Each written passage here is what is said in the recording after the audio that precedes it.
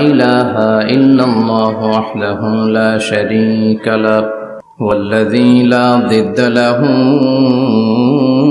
ولا ند له لا مثل له ولا مثيل له لا وزير له ولا كفيل له لا شبه له ولا شبيه له لا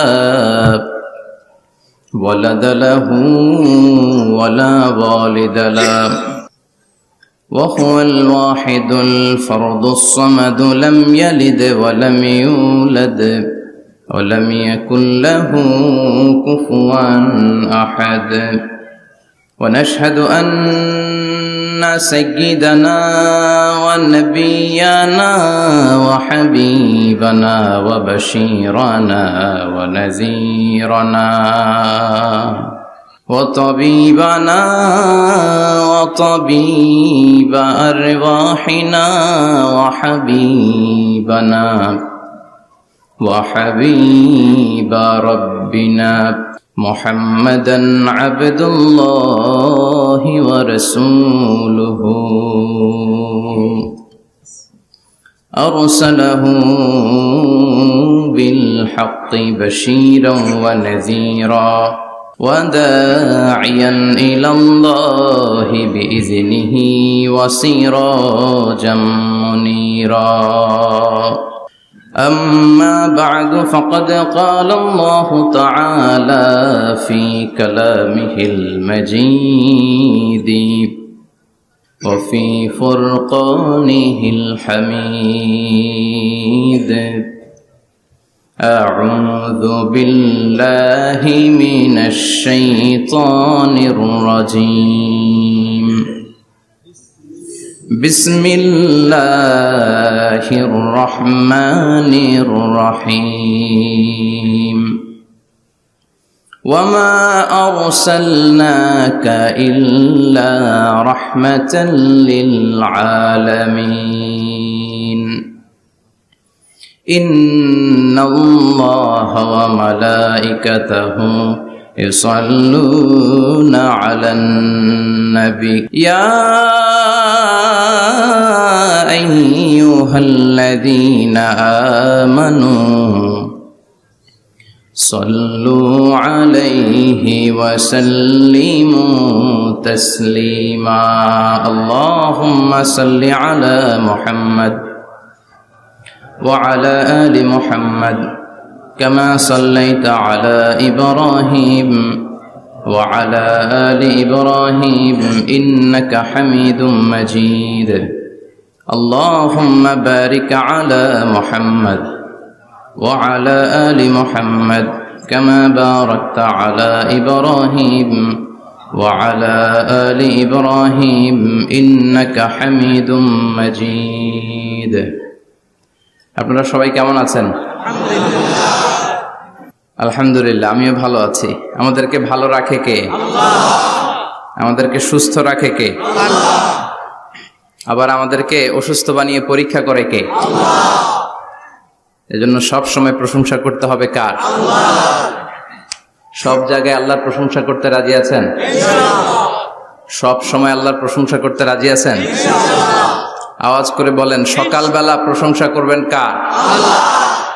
বিকেল বেলা, রাত্রিবেলা, শীতকালে, গ্রীষ্মকালে, ভোট দেওয়ার সময়, ভোট চুরি করার সময়,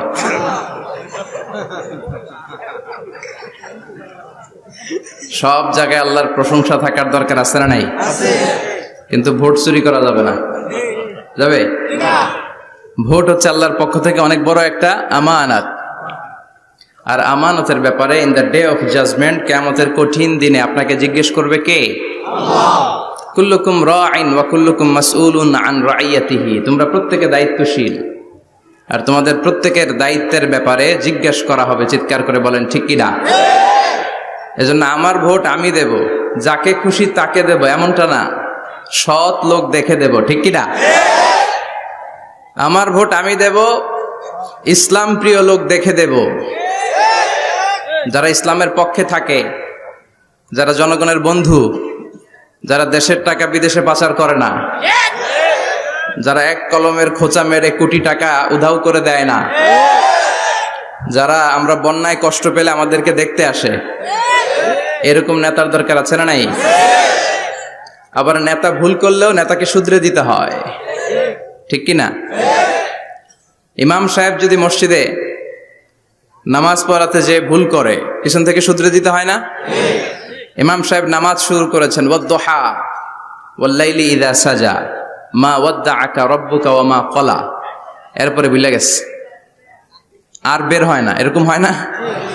বিষ্ণু ঈসা ইসলামেরও হতো, সাহাবাদেরও হতো, ভুলে গিয়েছে, বের হয় না, তখন পেছন থেকে শুধরে দিতে হয়। তবে আগে সুযোগ দিবেন, তাকে আপনি চান্স দিবেন, তিনি আবার রিপিট করবে, রিপিট করে সূরাটাকে বের করে আনতে পারে কিনা ট্রাই করবে। 2-3 বার ট্রাই করার পরেও যদি না পারে, পিছন থেকে ঠিক করে দেওয়ার দরকার আছে না নাই? কিন্তু অনেকে আবার পিছনে উৎ পেতে বসে থাকে যে ইমাম ভুল করে কোন জায়গায়। তারাবির নামাজে আমাদের দেশে এই ঝামেলা আছে না নাই? এক হাফেজ সাহেব নামাজ পড়ে, আর এক হাফেজ সাহেব পিছন থেকে কোথায় ভুল হয় একটু দেখি। এই নিয়তে যদি আপনি হেফজ করেন, আপনার দিনও শেষ, দুনিয়াও শেষ, আখিরাতটাও বরবাদ। জোরে বলেন ঠিক কিনা? ভুল হতেই পারে, মানুষ ভুলের ঊর্ধ্বে নয়। কুল্লুকুম খাত্তা, তোমরা সবাই ভুল করো। ওয়া খায়রুল খাত্তাইনা তাওয়াবুন, আর এই ভুলকারীদের মধ্যে আল্লাহর কাছে শ্রেষ্ঠ ভুলকারী যে লোক ভুল করার পরে তওবা করে কার কাছে? আল্লাহর কাছে। আল্লাহর কাজই তওবা কবুল করা। গাফিরিজ যামবি ওয়া কাবিলিত তাওব। আমরা ভুল করব, শয়তান ওয়াসওয়াসা দিবে, আর আল্লাহ মাফ করবে, ঠিক কি না? কি আল্লাহ আমরা পাইছি, উনি মাফ করার জন্য বসে থাকে 24/7, সপ্তাহের 7 দিন, মাসের 30 দিন, দিনের 24 ঘন্টা তিনি বসে থাকেন, কখন আমার বান্দা চোখের পানি ছেড়ে আমার কাছে ক্ষমা চায় আর আমি আল্লাহ ক্ষমা করে দেব। শয়তান আল্লাহকে চ্যালেঞ্জ দিয়েছিল, আল্লাহ আপনি তো জান্নাতে ঢোকাতে পারবেন না, এতগুলো জান্নাত কেন বানালেন? জাহান্নাম আরো বেশি হলে ভালো হতো। আল্লাহ বললেন কেন? শয়তান বলে, আল্লাহ এই সবগুলারে আমি ওয়াসওয়াসা দিয়ে, মুনাফিক বানিয়ে, নাস্তিক বানিয়ে জাহান্নামে ঢুকাবো। আমি চ্যালেঞ্জ দিলাম, ডান দিক থেকে ধোকা দেব, বা থেকে, সামনে থেকে, পেছন থেকে, নিচ থেকে, রগের শিরা উপশিরায় ঢুকে, মাজরাত দাম যেখান দিয়ে রক্ত চলাচল করে ওখানে ঢুকেও আমি ধোকা দেব। তো আপনি জান্নাতে ঢুকাবেন কেনমে? আল্লাহ বললেন তুমি আমারও চ্যালেঞ্জ দাও, এত বড় সাহস? আমি তো সব রাজার বড় রাজা, মহারাজা। চিৎকার করে বলেন ঠিক কিনা? মহারাজার সাথে চ্যালেঞ্জ দেয়া যায় না। তুমি আমাকে চ্যালেঞ্জ দাও, ওকে ডান, আই টেক ইউর চ্যালেঞ্জ। আমিও তোমার চ্যালেঞ্জ নিলাম। তুমি আজীবন ধোকা দিবা, আজীবন তুমি গুমরা করবা, বেনামাজি বানাবা, জালিম বানাবা, কিন্তু আমার বান্দা কোনো তাফসীরুল কোরআনের মাহফিলে এসে, কোন এক ওয়াক্তের নামাজে মসজিদে ঢুকে, অথবা মাঝরাতে ঘুম ভেঙে গেলে তাহাজ্জুদের জায়নামাজে চোখের পানি ছেড়ে যখন ক্ষমা চাইবে, আমি সব গুনাহ মাফ করে দেব, তুই কি করবি? চিৎকার করে পড়েন আল্লাহু আকবার। এজন্য ভুল নাই এমন কোন মানুষ নাই, ভুল হয়নি শুধু নবীদের, এজন্য তারা মাসুম। আহলুস সুন্নাহ ওয়াল জামাআর ইতিকাদ হচ্ছে নবীদের কোনো ভুল নাই, ঠিক কি না? ছোটখাটো যে ব্যাপারগুলো ঘটেছিল সেগুলো আল্লাহ অবশিষ্ট থাকতে দেননি, সেগুলোকে আল্লাহ ঠিক করে দিয়েছেন। চিৎকার করে পড়েন সুবহানাল্লাহ। এজন্য ইমাম যদি ভুল করে, আপনারা পেছন থেকে চান্স দিবেন ওনাকে শুধরে নেয়ার, কিন্তু উনি শুধরে নিতে পারছেন না, তখন পেছন থেকে লোকমা দেওয়ার দরকার আছে না নাই? তো এই জন্য ইমাম যদি ভুল করে, পেছন থেকে শুধরে দিতে হয়। ইমাম শব্দের অর্থ নেতা।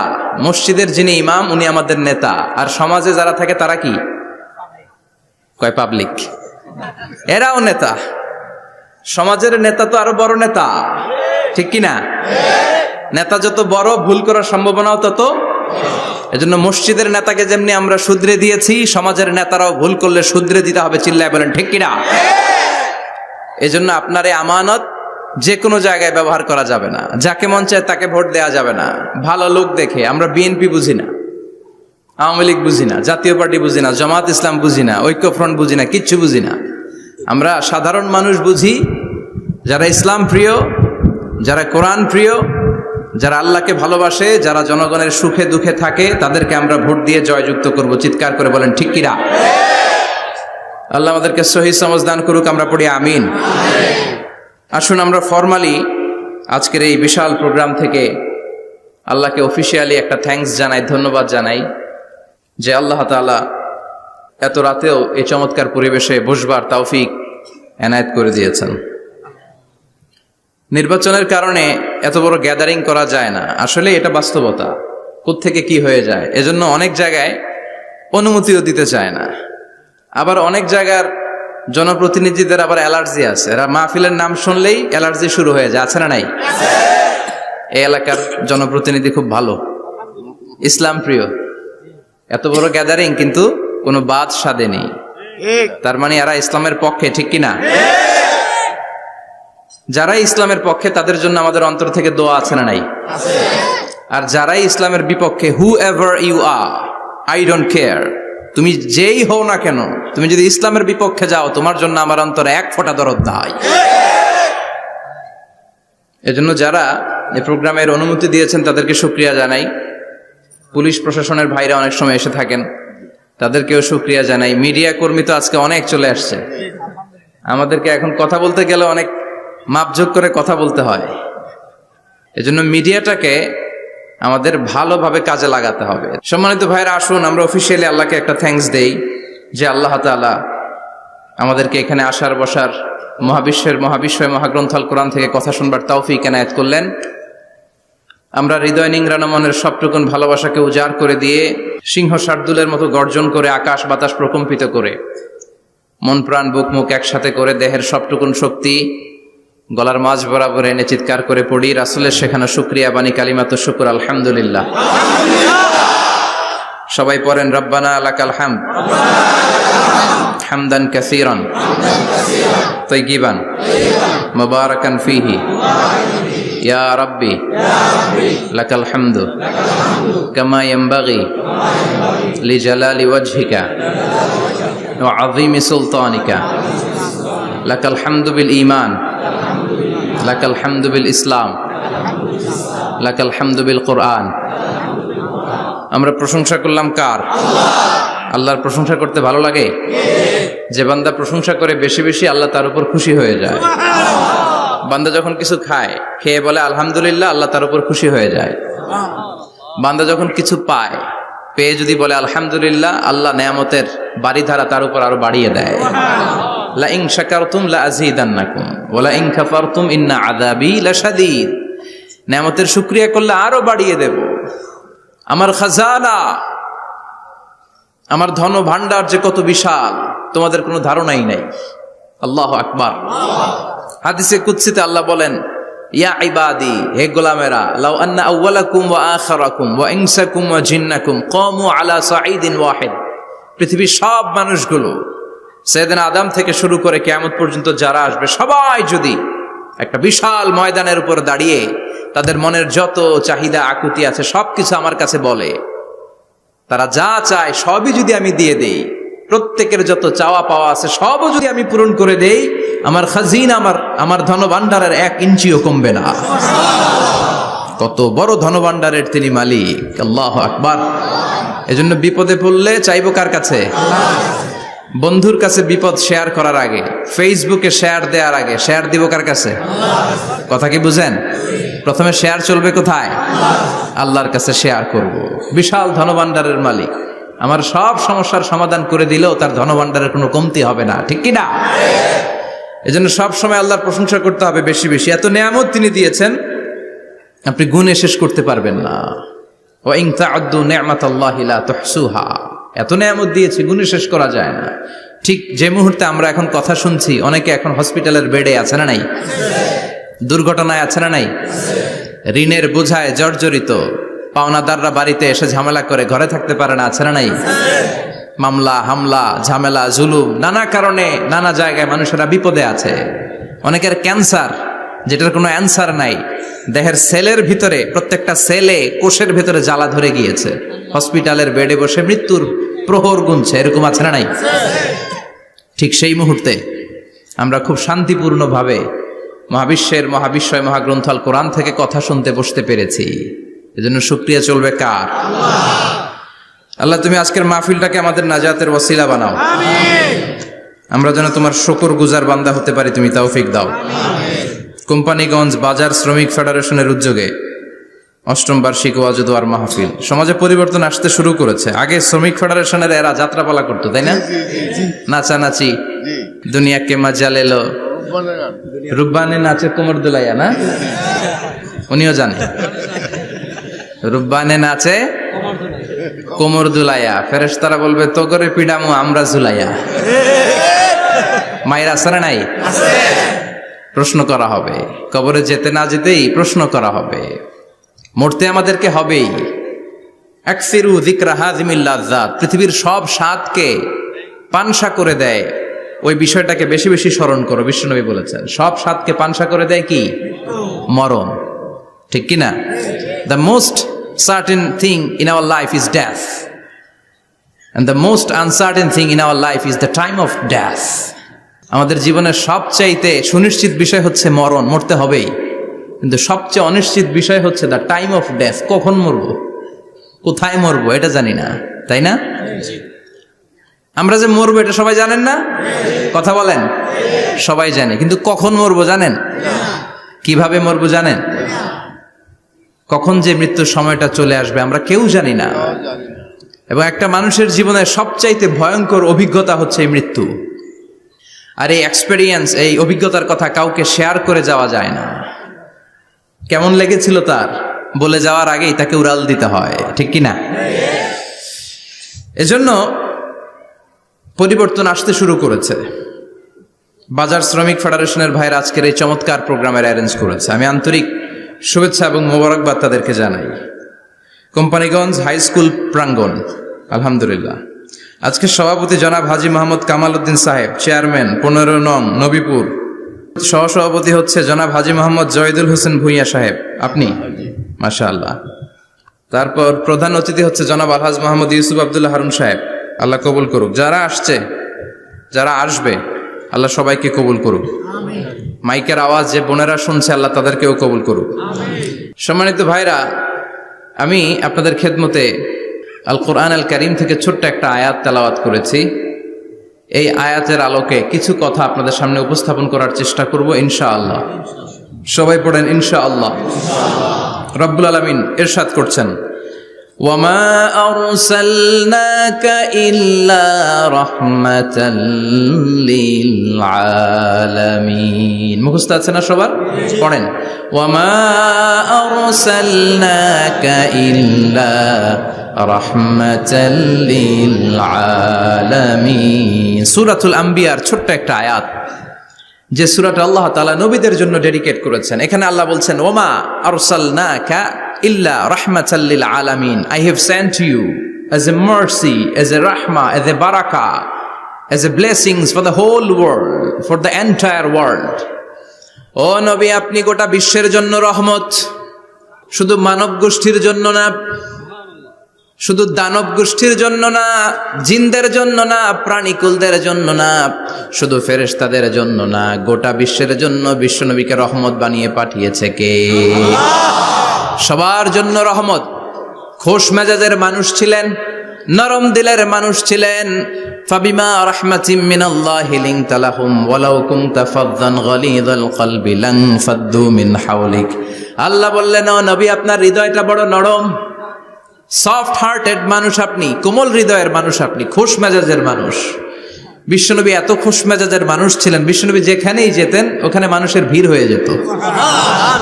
যেখানেই যেতেন পিছু পিছু লোকজন ছুটতো, কারণ খোশ মেজাজের তো, সফট হার্টেড, হৃদয়টা কোমল। ওনার সাথে কথাই বলতে মনে চায়, টাইম পাস করতে মনে চায়। আল্লাহু আকবার।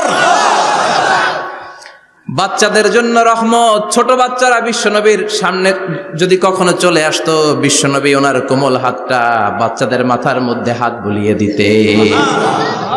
এমন কোনো বাচ্চা বিশ্বনবীর সামনে দিয়ে ক্রস করতে পারতো না যে বাচ্চার মাথায় বিশ্বনবী হাত বুলাতেন না। নাতিদেরকে অনেক আদর করতেন। হাসান আর হুসাইন রাইহানাতাইন, বিশ্বনবীর সুগন্ধি। হাসান বিশ্বনবীর কোলে উঠলে সাইয়েদনা হুসাইন কোলে ওঠার জন্য কান্না করতেন, আবার হুসাইন কোলে উঠলে হাসান কান্না করতেন। আবার সাইয়েদনা হাসান বিশ্বনবীকে ঘোড়া বানিয়ে বিশ্বনবীর পিঠের উপরে বসে বিশ্বনবীর চুল ধরে টেনে টেনে খেলা করতে। বিশ্বনবী ঘোড়া, আর ঘোড়ার বাদশা হচ্ছে হাসান। সুবহানাল্লাহ পড়বেন না? কি খুনসুটি, কি সম্পর্ক! স্ত্রীদের সাথে ভালো আচরণ, কম্প্যানিয়ন্স যারা আছে সাথীদের সাথে ভালো আচরণ, সবার সাথে ভালো আচরণ, সবার জন্য রহমত। এজন্য আল্লাহ বললেন, ওয়ামা আরসালনাকা ইল্লা রাহমাতাল লিল আলামিন। I have sent you as a mercy for the entire universe. ও নবী, আপনি সবার জন্য রহমত, আপনি সবার জন্য কল্যাণ। আপনার মধ্যে রহমতের বাড়িধারা এত বেশি, আপনি হ্যাঁ বললে শরীয়তের হুকুম হালাল হয়ে যায়, আপনি না বললে শরীয়তের হুকুম হারাম হয়ে যায়।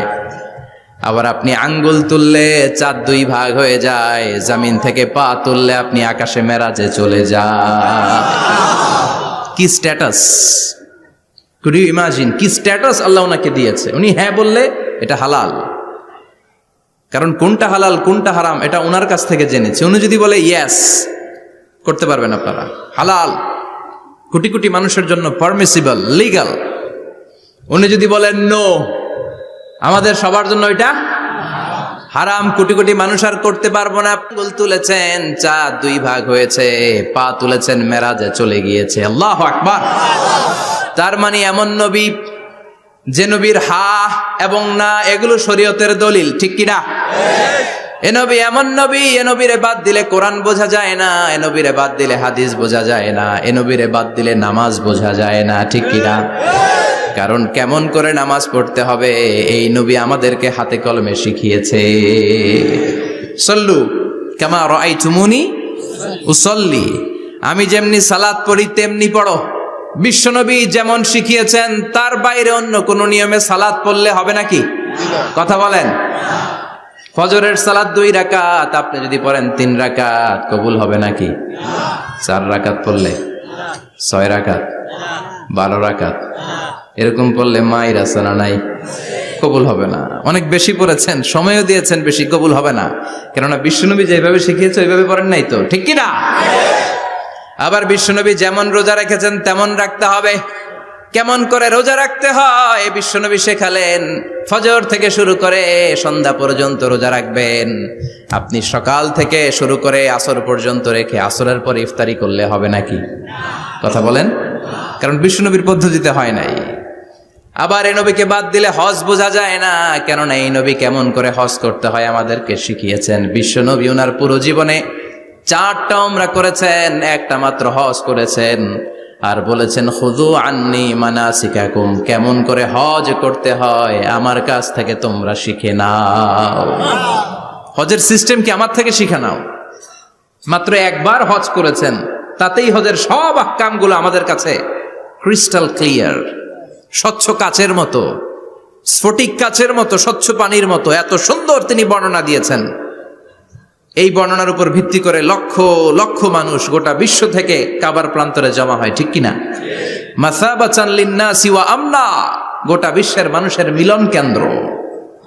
আপনি যখন মসজিদুল হারামে যাবেন, মসজিদে নববীতে যাবেন, দেখবেন আজান হয়ে গেলে লক্ষ লক্ষ মানুষ কাবার দিকে ছুটে, ঠিক কিনা? আজান হওয়ার সাথে সাথে সারে আল হিজরা দিয়ে, জারওয়াল দিয়ে, গাজ্জা দিয়ে, আজিয়াদ রোড দিয়ে পঙ্গপালের মতো মানুষগুলো কাবা কেন্দ্রিক হতে শুরু করে। কারণ কাবা হচ্ছে অ্যাসেম্বলি পয়েন্ট, গ্যাদারিং পয়েন্ট, এটা মিলন কেন্দ্র। এই কাবাকে কেন্দ্র করে প্রতিদিন লক্ষ লক্ষ মানুষের মিলন মেলা বসে। চিল্লায় বলেন ঠিক কিনা? কেমন করে হজ পালন করবেন বিশ্বনবী শেখালেন। কারণ বিশ্বনবীরে বাদ দিলে হজ বোঝা যায় না। তার মানে বুঝলাম উনি হ্যাঁ বললে হালাল, না বললে হারাম। উনারে বাদ তো কোরআন বাদ, উনি বাদ তো হাদিস বাদ। কথা বলেন। উনি বাদ তো নামাজ বাদ, উনি বাদ তো রোজা বাদ, উনি বাদ তো হজ বাদ। এজন্য উনারে বাদ দিলে কোরআন বোঝা যায় না, নামাজ বোঝা যায় না, উনারে বাদ দিলে হজ বোঝা যায় না। তাই উনার সাথে যারা বেয়াদবি করবে ওদেরকেও এমনি এমনি ছেড়ে দেয়া যায় না। বিশ্বনবীর সাথে যদি বেয়াদবি করে এটা অনেক বড় ধরনের বেয়াদবি, এটা রাষ্ট্রীয় আইন করে ওকে শাস্তি দিতে হবে, ঠিক কিনা? বিশ্বনবীর বিরুদ্ধে যদি ব্লগে কিছু লিখে, কেউ ব্লগ লিখে, বিশ্বনবীর পারিবারিক জীবন নিয়ে যদি কেউ কটু কথা বলে, বাজে মন্তব্য করে, বিশ্বনবীর ব্যাপারে যদি শাহবাগের চত্বর থেকে, প্রজন্ম চত্বর থেকে কোনো কথা বলে, ওই বেয়াদব গুলারে ফাঁসির রশিতে ঝুলানোর দরকার আছে না নাই? Very sensitive issue. বিশ্বনবীর সম্মান গোটা উম্মার সম্মান, কারণ বিশ্বনবী বাদ তো পুরো ইসলাম বাদ। এজন্য আমার নবীর বিরুদ্ধে কথা বললে ওর সাথে আমাদের কোনো কথা নাই, চিল্লায় বলেন ঠিক কিনা? এই সেন্সিটিভ ইস্যুতে আমরা সবাই এক। এখানে জামাত ইসলাম নাই, হেফাজতে ইসলাম নাই, তাবলীগ নাই, আলিয়া নাই, কওমি নাই। বিশ্বনবীর সাথে বেয়াদবি করলে ওগুলোকে রাষ্ট্রীয়ভাবে ফাঁসি দেওয়ার দরকার, শাস্তি দেওয়ার দরকার আছে না নাই? সবাই একমত? এই বেয়াদবগুলোর সাথে আমাদের কোনো সম্পর্ক নাই, চিল্লায় বলেন ঠিক কিনা? এই বেয়াদবগুলো যদি নবীর ব্যাপারে আর কিছু বলে সবাই মাঠে নামতে রাজি আছেন তো? এদের বিরুদ্ধে মুষ্টিবদ্ধ হাত নিয়ে ময়দানে থাকতে রাজি আছো তো মুসলমান? কারা কারা রাজি হাত তুলে আল্লাহর দেখা।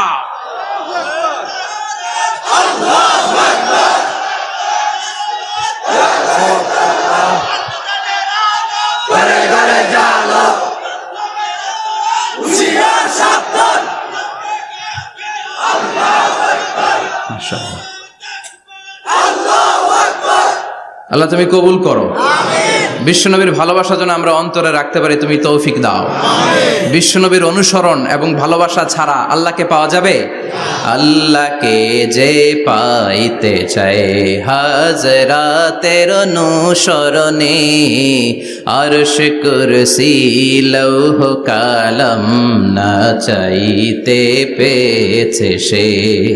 হাজরাতের অনুসরণে আরশ কুরসি লৌহ কালাম না চাইতে পেয়েছে সে।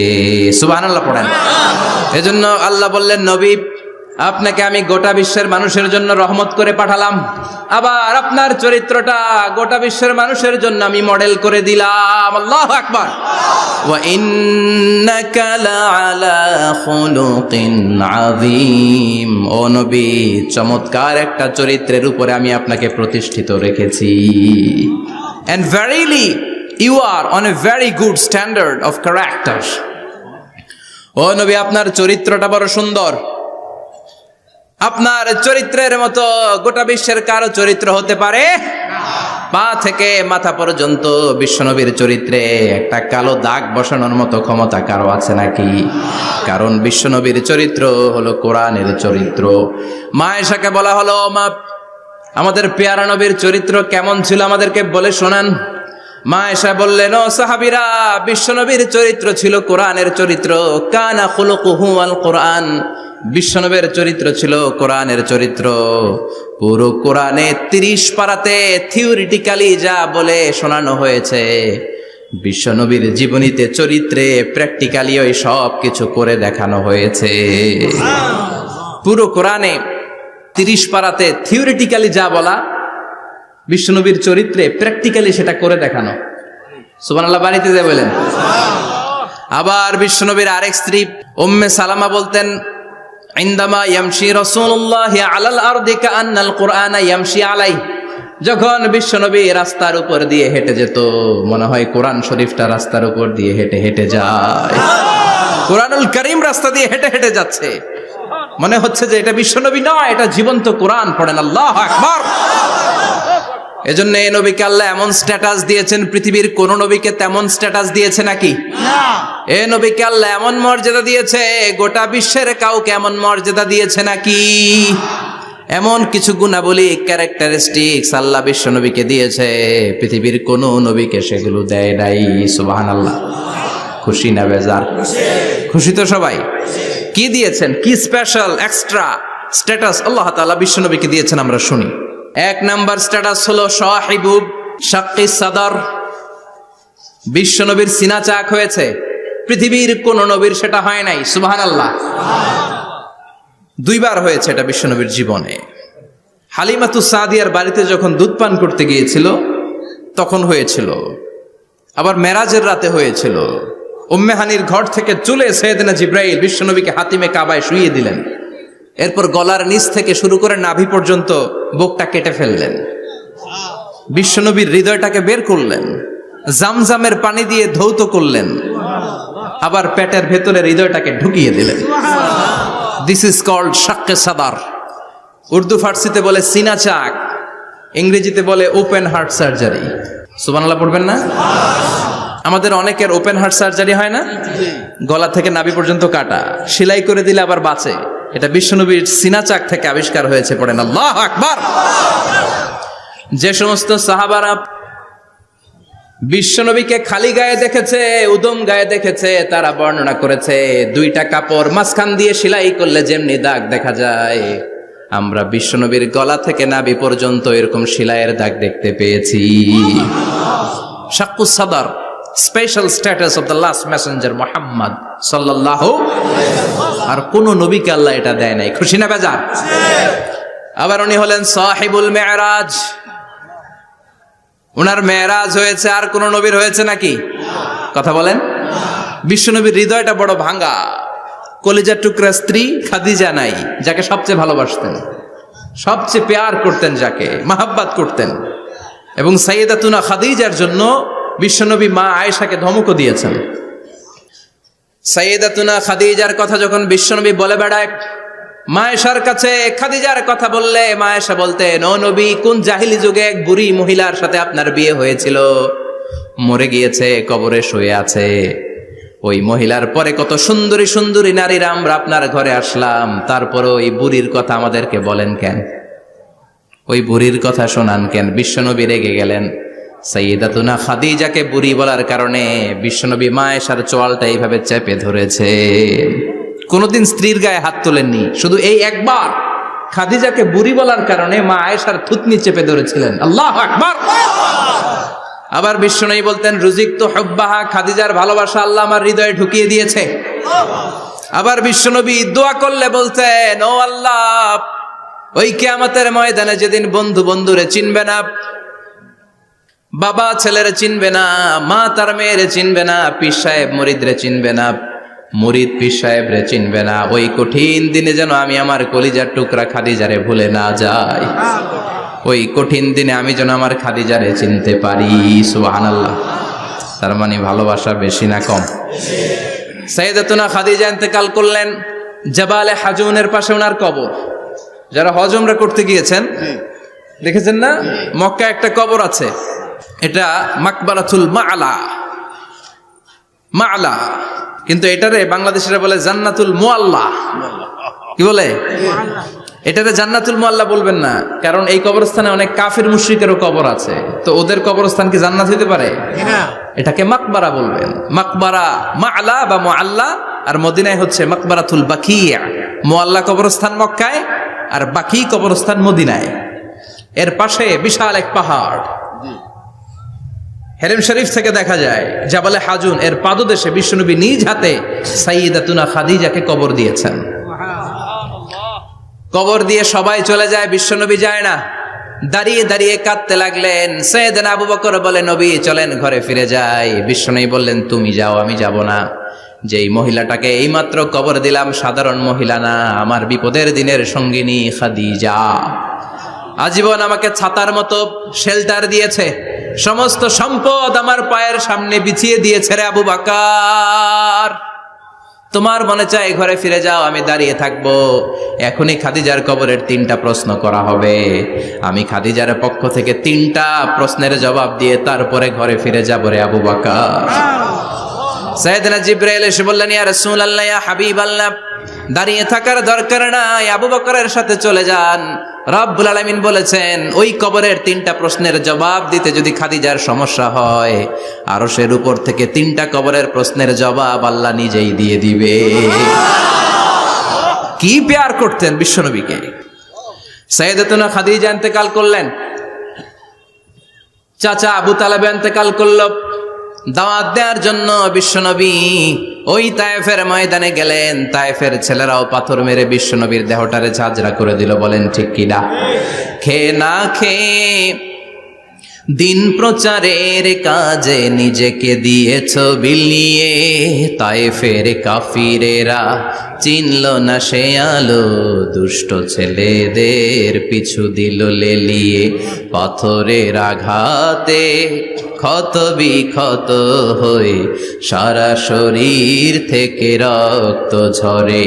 হে রাসূল তোমাকে ভুলি আমি কেমন করে, হে রাসূল তোমাকে ভুলি আমি কেমন করে। ঠিক কি না?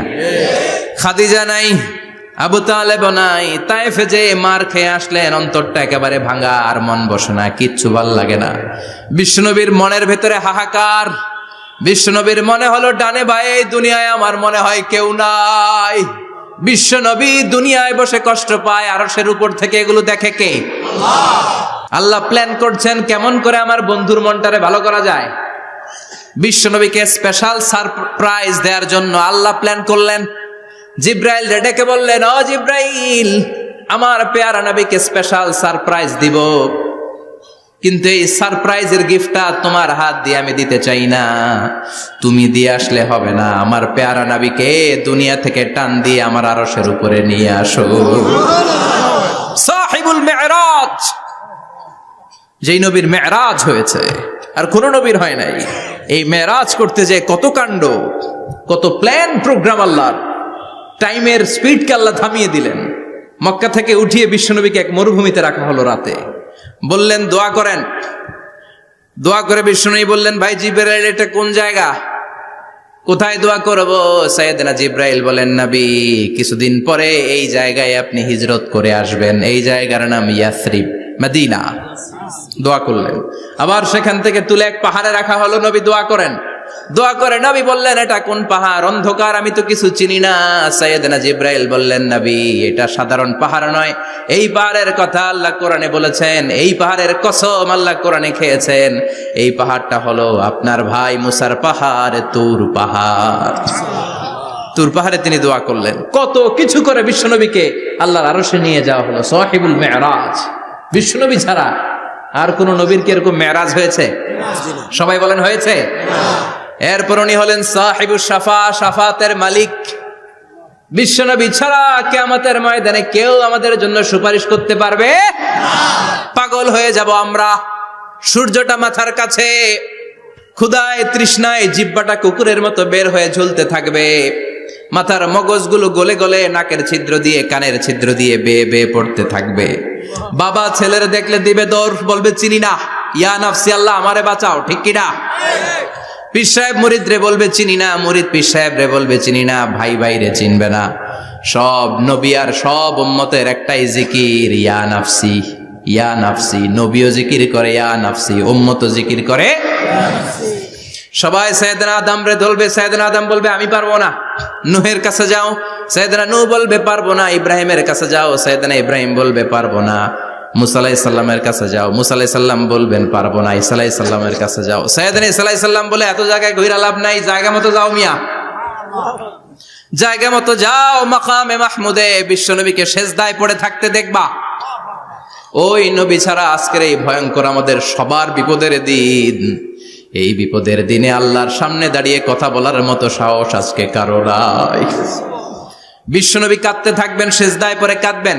সবার জিকির ইয়া নাফসি, ইয়া নাফসি। বিশ্বনবীর জিকির ইয়া উম্মতি। কাঁদতে কাঁদতে নবী আমার বেহুশ। সবাই বিশ্বনবীর চারদিকে দাঁড়িয়ে থাকবে গোল হয়ে। আমার নবী মাকামে মাহমুদে সেজদায় পড়ে থাকবে। বিশ্বনবীর কান্না দেখে আল্লাহর সহ্য হবে না। আল্লাহ বলবে, না নবী, ইরফা রাসাক, মাথা উঠান, আর সইতে পারি না। সাল তুতা, এবার চান, কি লাগবে আপনার, সব দেব। ওয়াশফা তুশাফা, যার জন্য সুপারিশ করবেন তাকেই জান্নাত দিয়ে দেব। বিশ্বনবী বলেন, লিকুল্লি নবিয়িন দাওয়া মুস্তাজাবা। সব নবীর দুনিয়াতে একটা স্পেশাল দোয়া ছিল, এটাকে বলে দাওয়া মুস্তাজাবা। এই দোয়াটা করলেই কবুল করে নিয়েছে কে? আল্লাহ। সব নবীর ওই দোয়াটা দুনিয়াতেই করেছেন, শুধুমাত্র কেবলমাত্র বিশ্বনবী তার স্পেশাল দোয়াটা আজ পর্যন্ত, এখন পর্যন্ত করে নাই। বিশ্বনবী বলেন, ওয়া ইন্নী আখতাবিউ দাওয়াতি শাফাআতান লি উম্মতি ইয়াউমাল কিয়ামাহ। আমি আমার দোয়াটা, আমি আমার স্পেশাল সাপ্লিকেশনটা কিয়ামতের দিন, কঠিন মুসিবতের কালে তোমরা যখন বিপদে পড়ে যাবা, আমার স্পেশাল দোয়াটা ওই দিন করে আমি তোমাদের সুপারিশ করে জান্নাতে পাঠায়া দেব। সাহিবুশ শাফাআহ, বিশ্বনবী ছাড়া কথা বলার মতো ক্ষমতা, স্পর্ধা, সাহস সেদিন কারো থাকবে না। চিৎকার করে বলেন ঠিক কিনা? আবার উনি সাহিবুল কাউসার, উনি কাউসারের মালিক। আল্লাহ ওনাকে কাউসার দিবেন। অন্য নবীদেরও দিছে না? কথা বলেন, কাউসার দিয়েছে? কি মজার পানি, আহলা মিনাল আসাল, মধুর চাইতেও মিষ্টি, সুইটার দেন হানি, মধুর চাইতেও মিষ্টি, আব্রাদু মিনাস সালজ, বরফের চাইতেও ঠান্ডা, আবিয়াদু মিনাল লাবান, দুধের চাইতেও সাদা। এক ঢোক যে পান করবে আজীবনের জন্য তৃষ্ণা চলে যাবে। সাহিবুল কাউসার। তৃষ্ণার চোটে আমরা পাগল পারা হয়ে বিশ্বনবীর কাউসারের দরবারে যাব। বিশ্বনবী পেয়ালার মধ্যে করে করে আমাদেরকে কাউসার পিলাবেন। এই কাউসারের ক্ষমতাও রব্বুল আলামিন পৃথিবীর কোন নবীকে দেন নাই। সব নবীরাও বিশ্বনবীর কাছে চেয়ে চেয়ে কাউসার সেদিন খাবে। সুবহানাল্লাহ পড়বেন না? সাহিবুল কাউসার, সাহিবুল মিরাজ, সাহিবুশ শাফাআহ, সাহিবুল মাকাম আল মাহমুদ। আজানের পরে দোয়াতে বলি না, আতি মুহাম্মাদিনিল ওয়াসিলাতা ওয়াল ফাদিলা ওয়া বা'আসহু মাকামান মাহমুদা। ও আল্লাহ, আমার নবীর আপনি মাকামে মাহমুদ দেন। মুফাসসিরিন ইকরাম, মুহাদ্দিসিন ইকরাম এই মাকামে মাহমুদ কি এটার ব্যাখ্যা করতে যে হয়রান হয়েছেন। কেউ বলেছেন কিয়ামতের ময়দানে বিশাল একটা সিংহাসন, কেউ বলেছে জান্নাতের মধ্যে একটা সিংহাসন, কেউ বলেছে না না, আমার আল্লাহর আরশের পাশে স্পেশাল একটা জায়গা আছে, ওই জায়গাটার নাম হলো মাকামে মাহমুদ। ওখানে বিশ্বনবী বসবেন। এই নবীর সাথে কারো স্ট্যাটাসের কোনো তুলনা চলে? কথা বলতে হবে। এই নবীরে গালি দিলে কলিজায় আগুন লাগে না? এই নবীর বিরুদ্ধে কথা বললে মুসলমান সইতে পারে? এমন স্ট্যাটাস হলো আল্লাহ বানালেন, এত মর্যাদা আল্লাহ দিলেন, এত সম্মান দিলেন, গোটা বিশ্বের কোন নবীরে দেয় নাই। আবার বিশ্বনবী বলতেন, নুসিরতু বির-রু'বি মাসিরাতা শাহর, আমাকে আল্লাহ ভয় দিয়ে সাহায্য করেছেন। আমি যেই জায়গায় দাঁড়িয়ে থাকি, আমার ডানে বায়ে সামনে পেছনে 1 মাসের জায়গা পর্যন্ত কোনো কাফির আমার সামনে আসতে পারে না ভয়ে। 1 মাসের জায়গা পর্যন্ত কোনো কাফির যদি দাঁড়ায় থাকে, বিশ্বনবীর জন্য ভয়ে তার কলিজায় ধুকধুকানি শুরু হয়ে যায়। ধরেন আমি ওনারে ভয় পাই, কাছে আসলেই না ভয়, দূরে গেলে তো আমি পালোয়ান, ঠিক কিনা? উনি আছে কোম্পানিগঞ্জ বাজারের ওইদিকে, আমি এদিকে, আমি পালোয়ান, স্বাস্থ্যের সমস্যা নাই, ঠিক কিনা? কারণ কাছে নাই। কিন্তু বিশ্বনবী এমন পাওয়ারফুল ছিলেন, কাছে আর দূরে কোনো কথা না, ডানে বায়ে সামনে পেছনে 1 মাসের দূরত্ব। এই লোকেশনের মধ্যে যদি কোনো কাফির মুশরিকের আন্ডা বাচ্চা থেকে থাকে, বিশ্বনবীর ব্যাপারে ভয় তাদের অন্তরের মধ্যে ঢুকিয়ে দেয় কে? এজন্য বিশ্বনবীর সাথে কারো মর্যাদার কোনো তুলনা চলে না। বিশ্বনবী আমাদের মডেল। আমাদের মডেল কে? কথা বলেন, সবাই বলেন। বিশ্বনবী। আপনাদের মনোযোগ আছে না গেছে? জিমাই পড়তেছেন মনে হয়। এটা কিন্তু ক্লাস। আমি সবসময় বলি আমার আলোচনা ক্লাসের মতো মনে করবেন, because I consider all the sitting person in front of me, beside me as a student. আমি যখন কথা বলি সবাইকে আমি স্টুডেন্ট ভাবি, আমাকে শিক্ষক ভাবি। আমার আগে যিনি কথা বলেছেন তখন উনি ছিলেন আমাদের শিক্ষক, আমার পরে কেউ বললে উনি শিক্ষক, আমরা ছাত্র, ঠিক কিনা? কোরআনের ছাত্র হয়ে বাঁচলেও লাভ, মরলেও লাভ, ঠিক কিনা? হাতি মরলেও লাখ টাকা, ঠিক কিনা? কোরআনের স্টুডেন্ট বাঁচলেও লাভ, কোরআনের ছাত্র হয়ে মরলেও। এজন্য শেষ পর্যন্ত মনোযোগের সাথে কথাগুলো শুনতে হবে জীবন পরিবর্তন করার জন্য। রাজি আছেন তো? ঘুমে ধরে নাই তো? কষ্ট হলে আমাকে জানাবেন। কষ্ট হচ্ছে না তো? তাকবীর পড়েন, লিল্লাহে তাকবীর, লিল্লাহে তাকবীর। বিশ্বনবী আমাদের মডেল, ঠিক কিনা? সবাই একমত? দ্বিমত নাই কেউ? অন্য কেউ আমাদের মডেল নাই? শাহরুখ খান, আমির খান, সালমান খান, হিরো আলম। ব্যাপার কি? হিরো আলমের কথা শুনে এত হাসি কেন? মডেল না সে? কেউ আমাদের মডেল না। আমাদের মডেল হচ্ছে বিশ্বনবী, ঠিক কিনা? এজন্য আসুন বিশ্বনবীর জীবনী থেকে কিছু মেসেজ আমরা নেই, কিছু শিক্ষা আমরা নেই, যাতে করে জীবনটাকে এনলাইটেন করা যায়, আলোকিত করা যায়। আমরা এই মাহফিলগুলোতে এসেছি আলোকিত হতে, নাকি? আলোকিত মানুষ হয়ে ফিরে যাব। এসে কিছু স্লোগান দিব, হুজুরের চেহারা দেখবো, হুজুরের সাথে মুসাফা করার জন্য, নো নো ওয়ে, এগুলোর জন্য মাহফিল নয়। Consider this program as a class, as a seminar. স্পিকাররা আসবে, কোরআন সুন্নাহর আলোকে কথা বলবে, এগুলো আমরা শুনবো, নোট ডাউন করব, মানার চেষ্টা করব, ঠিক কিনা? মানতে রাজি আছেন তো? সবাই রাজি? সবাই? আল্লাহ তুমি কবুল কর, আমিন। আজকে বিশ্বনবীর জীবনী থেকে 3টা কথা শুনবো। এই 3টা কথা শুনে মানার চেষ্টা করব, তারপর আমরা একসাথে বিদায় নিব। পড়েন ইনশাআল্লাহ। প্রথমে জানবো আমার নবী দেখতে কেমন ছিলেন। জানতে মনে চায় না? চাঁদের চেয়ে সুন্দর ছিলেন, ঠিক কিনা? চাঁদের চেয়ে সুন্দর তুমি নবী আমার কামলিওয়ালা, চাঁদের চেয়ে সুন্দর তুমি নবী আমার কামলিওয়ালা, দু জাহানের বাদশাহ তুমি প্যারা নবী সাল্লে আলা, দু জাহানের বাদশাহ তুমি প্যারা নবী সাল্লে আলা, চাঁদের চেয়ে সুন্দর তুমি নবী আমার কামলিওয়ালা, ঠিক কিনা? আমরা হাদিসের আলোকে দেখার চেষ্টা করব আসলে তিনি কতটা সুন্দর ছিলেন। তাহলে প্রথমে শুনবো উনি দেখতে কেমন ছিলেন, তারপর শুনবো ওনার আচরণ কেমন ছিল। দেখতে কেমন ছিলেন মানে বাহিরটা কেমন, আর আচরণ মানে ভিতরটা কেমন, ঠিক কিনা? 3 নম্বরে আমরা শুনবো ওনার মেধা, বুদ্ধি, ইন্টেলেকচুয়াল ক্যাপাসিটি কেমন ছিল। কষ্ট হয়ে যাচ্ছে না তো? আলোচনা কঠিন মনে হচ্ছে? তাহলে প্রথমে শুনবো ফিজিক্যাল ক্যারেক্টারিস্টিক্স, তারপরে শুনবো বিহেভিয়ারিয়াল ক্যারেক্টারিস্টিক্স, এন্ড ফাইনালি আমরা শুনবো ইন্টেলেকচুয়াল ক্যারেক্টারিস্টিক্স।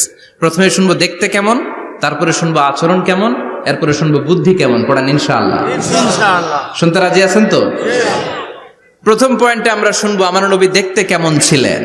বিশ্বনবী ঈসা ইসলাম দেখতে অনেক সুঠাম একজন মানুষ ছিলেন, শক্তিশালী একজন পুরুষ ছিলেন, অসাধারণ একজন পার্সোনালিটি ছিলেন, ঠিক কিনা? উনি এত শক্তিশালী ছিলেন, বিশ্বনবী বলতেন আমার ডান হাতের ভেতরে আল্লাহ জান্নাতের 40 জনের শক্তি ঢুকিয়ে দিয়েছে। উনি মক্কার সবচেয়ে বড় কুস্তিগির রুকানাকে ধরে মাটিতে 3 বার আছাড় মেরেছেন। শক্তি বেশি না কম? সুবহানাল্লাহ পড়বেন না? বিশ্বনবীর এই বুকটা ছিল উঁচু, পেটটা ছিল চাপা, 6 প্যাক। কয় প্যাক? আপনাকে কয় প্যাক? আমার কয় প্যাক? আহা, বিশ্বনবীর 6 প্যাক। তবে শেষকালে একটু গায়ে গোশত বেড়ে গিয়েছিল, কিন্তু ইয়াং অবস্থায় 6 প্যাক।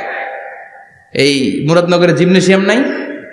আছে। ইয়াং ছেলেরা দেখবেন তারা ডায়েট করে, they are on diet in order to keep fit. Keep fit, always fit থাকবা মিয়া।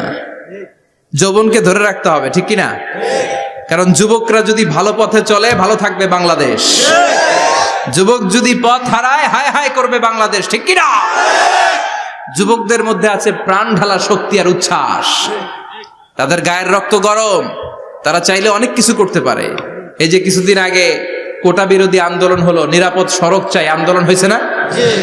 আমি অবাক হয়েছে, আমি মালয়েশিয়াতে ছিলাম, ছোট্ট ছোট্ট ছেলে মেয়েরা কেমন করে রাস্তায় চলতে হয়, দুঃখজনক হলেও সত্যি, আমাদের পুলিশ পোশাকি বাহিনী করে দেখাইতে পারে নাই। ছোট্ট ছোট্ট শিশুরা আমাদেরকে লজ্জিত করেছে, চিৎকার করে, বলেন ঠিক কিনা?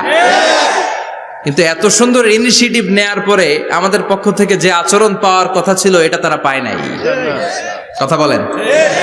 কিছুদিন আগে নোয়াখালী বিজ্ঞান ও প্রযুক্তি বিশ্ববিদ্যালয়ে আমি দেখে অবাক, সেখানকার যুবকরা ইনিশিয়েটিভ নিয়েছে যে হাজার হাজার ছেলে মেয়েরা ভর্তি পরীক্ষা দিতে আসবে, এদেরকে আমরা ফ্রিতে খাওয়াবো, ফ্রিতে থাকতে দেব। নোয়াখালী করে গালি দিয়েন না, আগে আগে মতো করে দেখান। অসাধারণ কাজ করেছে, গোটা বিশ্ব দেখেছে, ঠিক কিনা? কুমিল্লার সন্তানরাও পারে, চট্টগ্রামের ছেলেরাও পারে, বরিশালের ছেলেরাও পারে। যুবকদেরকে শুধু এক হতে দেয়া দরকার। যুবকরা যদি এক হতে পারে, তাহলে সমাজে আর কোনো অন্যায় অনাচার থাকতে পারে না। বিশ্বনবী যখন যুবক একটা সংগঠন করেছিলেন, নাম হালাফুল ফুদুল।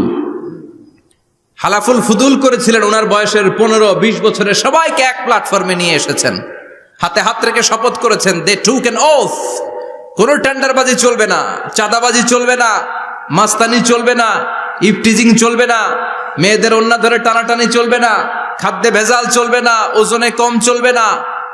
অন্যায়গুলো সমাজ থেকে দূর করে দিতে হবে, চিৎকার করে বলেন ঠিক কিনা? এজন্য যুবকরা যদি ইসলাম মানে ভালো থাকবে বাংলাদেশ, যুবকরা যদি কোরআন মানে নিরাপদে থাকবে আমার লাল সবুজের পতাকা। এজন্য যুবকদেরকে সংঘবদ্ধ হতে হবে, যুবকদের জন্য ইসলাম প্র্যাকটিস করার সুযোগ আমাদের জন্য বাড়াইতে হবে। এজন্য যুবক ভাইয়েরা অলওয়েজ কিপ ফিট, এক্সারসাইজ করবা, খেলাধুলা করবা, জিমনেশিয়ামে যাবা, কারণ আল মুমিন আল কবি খায়রুম মিনাল মুমিন আদ দাঈফ। বিশ্বনবী বলেছেন শক্তিশালী মুমিন দুর্বল মুমিনের চাইতে আল্লাহর কাছে অনেক বেশি প্রিয়। সুবহানাল্লাহ। কারণ আমরা যারা দুর্বল জিহাদের ময়দানে আমরা এক দৌড় দিয়া বেহুশ, ঠিক কিনা? এই যে ৭১ সালে পাক হানাদার বাহিনীদের সাথে যুদ্ধ করছে কি বুড়া মানুষেরা? না, আমার দামাল ছেলেরা, যুবক ভাইয়েরা। বিশ্বনবী সাল্লাল্লাহু আলাইহি ওয়াসাল্লাম অলওয়েজ ফিট থাকতেন। আমরা শুনছিলাম উনি দেখতে কেমন ছিলেন? 6 প্যাক ছিলেন। কি ছিলেন? 6 প্যাক বুঝেন তো? এখানে 6টা প্যাক থাকে, মুরব্বীরা কয় না বুঝি না। আচ্ছা, 6টা প্যাক মানে খুবই স্ট্রং, খুবই স্ট্রং ছিলেন। সুবহানাল্লাহ পড়েন। ওয়া কানা কাফফুহু আলিয়ানু মিনাদ দিবাজ। বিষ্ণুবীর হাত, এই হাতের তালু রেশমের কাপড়ের চেয়ে বেশি সফট ছিল।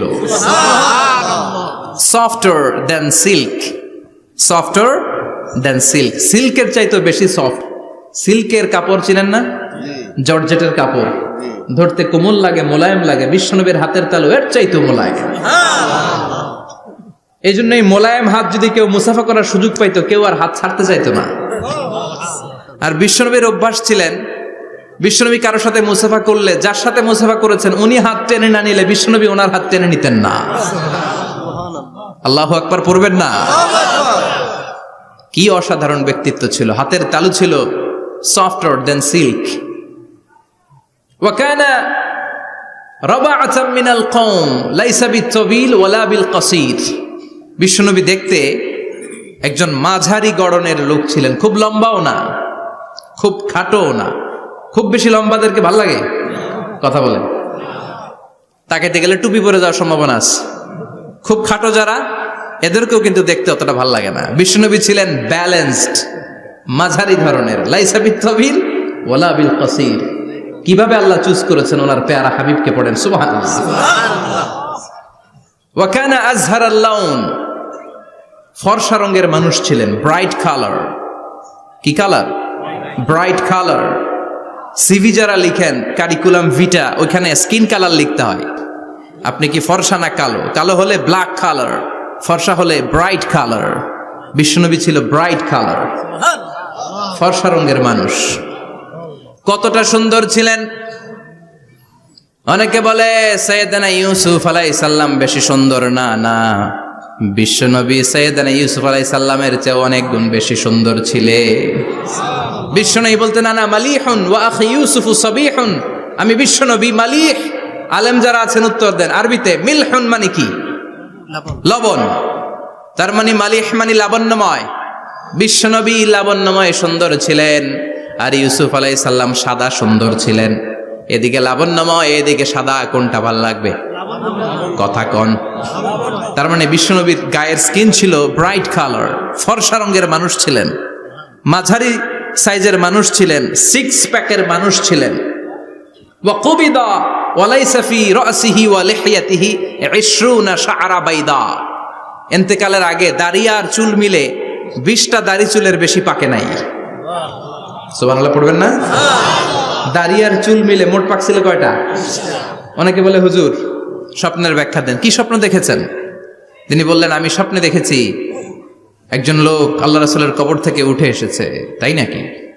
উনি জানতে চাচ্ছে যে এটা আল্লাহ রাসূল কিনা। আমি বললাম চেহারা কেমন দেখেছেন? বলে হুজুর আমি দেখলাম ধবধবে সাদা দাড়ি, ধবধবে সাদা চুল। তার মানে উনি কি আল্লাহ রাসূলকে দেখেছে? না, আল্লাহ রাসূলের ধবধবে সাদা চুল ছিল না, ধবধবে সাদা দাড়ি ছিল না। ইন্তেকালের আগে দাড়ি আর চুল মিলে পাকছিল কয়টা? কোম্পানিগঞ্জের ভাইয়েরা মনে থাকবে? দাড়ি আর চুল মিলে পেকেছিল কয়টা? কেমন করে পাকবে? উনি তো জাইতুনের তেল মালিশ করতেন। সুবহানাল্লাহ। এজন্য আল্লাহ কসম করে বললেন ওয়াত্তিনি ওয়াজ-জাইতুনি ওয়া তুরি সিনিনা ওয়া হাদাল বালাদিল আমিন। 3 ফলের কসম, জাইতুনের কসম, এই 3 জাইতুন যারা খাবে তাদের দাড়ি চুল সহজে পাকবে না। জাইতুন চিনেন? Olive oil. জলপাই আছে না, আরব দেশের জলপাইকে বলে জাইতুন। তাম্বুতু বিদ্দিহিনি ওয়া সিবগিল লিল আকিলিন। এটার অনেক কাজ।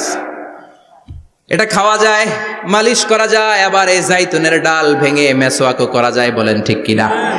বিশ্বনবী বলতেন নি'মা সিওয়াকিয়া জাইতুন, জাইতুনের ডালের মেসওয়াক কতই না চমৎকার মেসওয়াক। ফাইন্নাহা সিওয়াকি ওয়া সিওয়াকুল আম্বিয়া মিন ক্বাবলি, কেননা জাইতুনের ডাল আমার মেসওয়াক, আর আমার আগে যত নবী দুনিয়া এসেছে সব নবীরা জাইতুনের ডাল দিয়ে মেসওয়াক করেছে। এই জাইতুনের তেল আপনার বাজারে পাবেন। অলিভ অয়েল বলে জিজ্ঞেস করলে দিয়ে দিবে। কি অয়েল? এটা দাড়িতে মাখলে দাড়ি পাকে না, দেরিতে পাকে।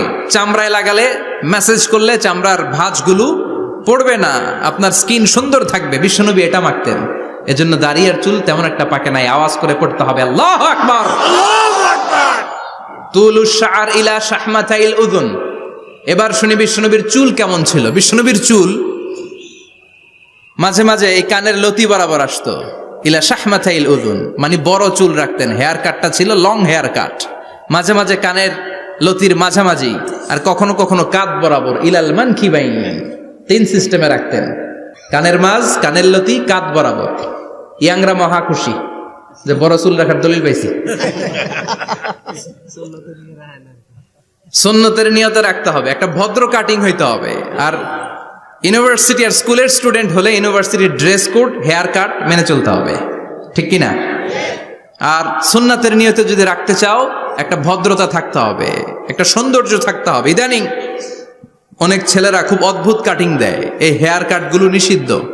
একটা হেয়ার কাট আছে কাজাহ, নাহা রাসূলুল্লাহি আনিল কাজাহ। বিশ্বনবী কাজাহ কাটিং দিতে নিষেধ করেছেন। কাজাহ মানে চুলের কিছু অংশ ট্রিম করে চামড়ার সাথে লাগানো, কিছু অংশ বড় বড়, এরকম আছে না নাই? এটারে আমি বলি ঘোড়া কাটিং। কি কাটিং? ঘোড়া কাটিং। ঘোড়ার মাথায় এরকম লম্বা চুল আছে না নাই? কেউ যদি এখানে থেকে থাকো মাইন্ড করো না, নেক্সট ডে আর এই হেয়ার কাট নিবা না, ঠিক কিনা?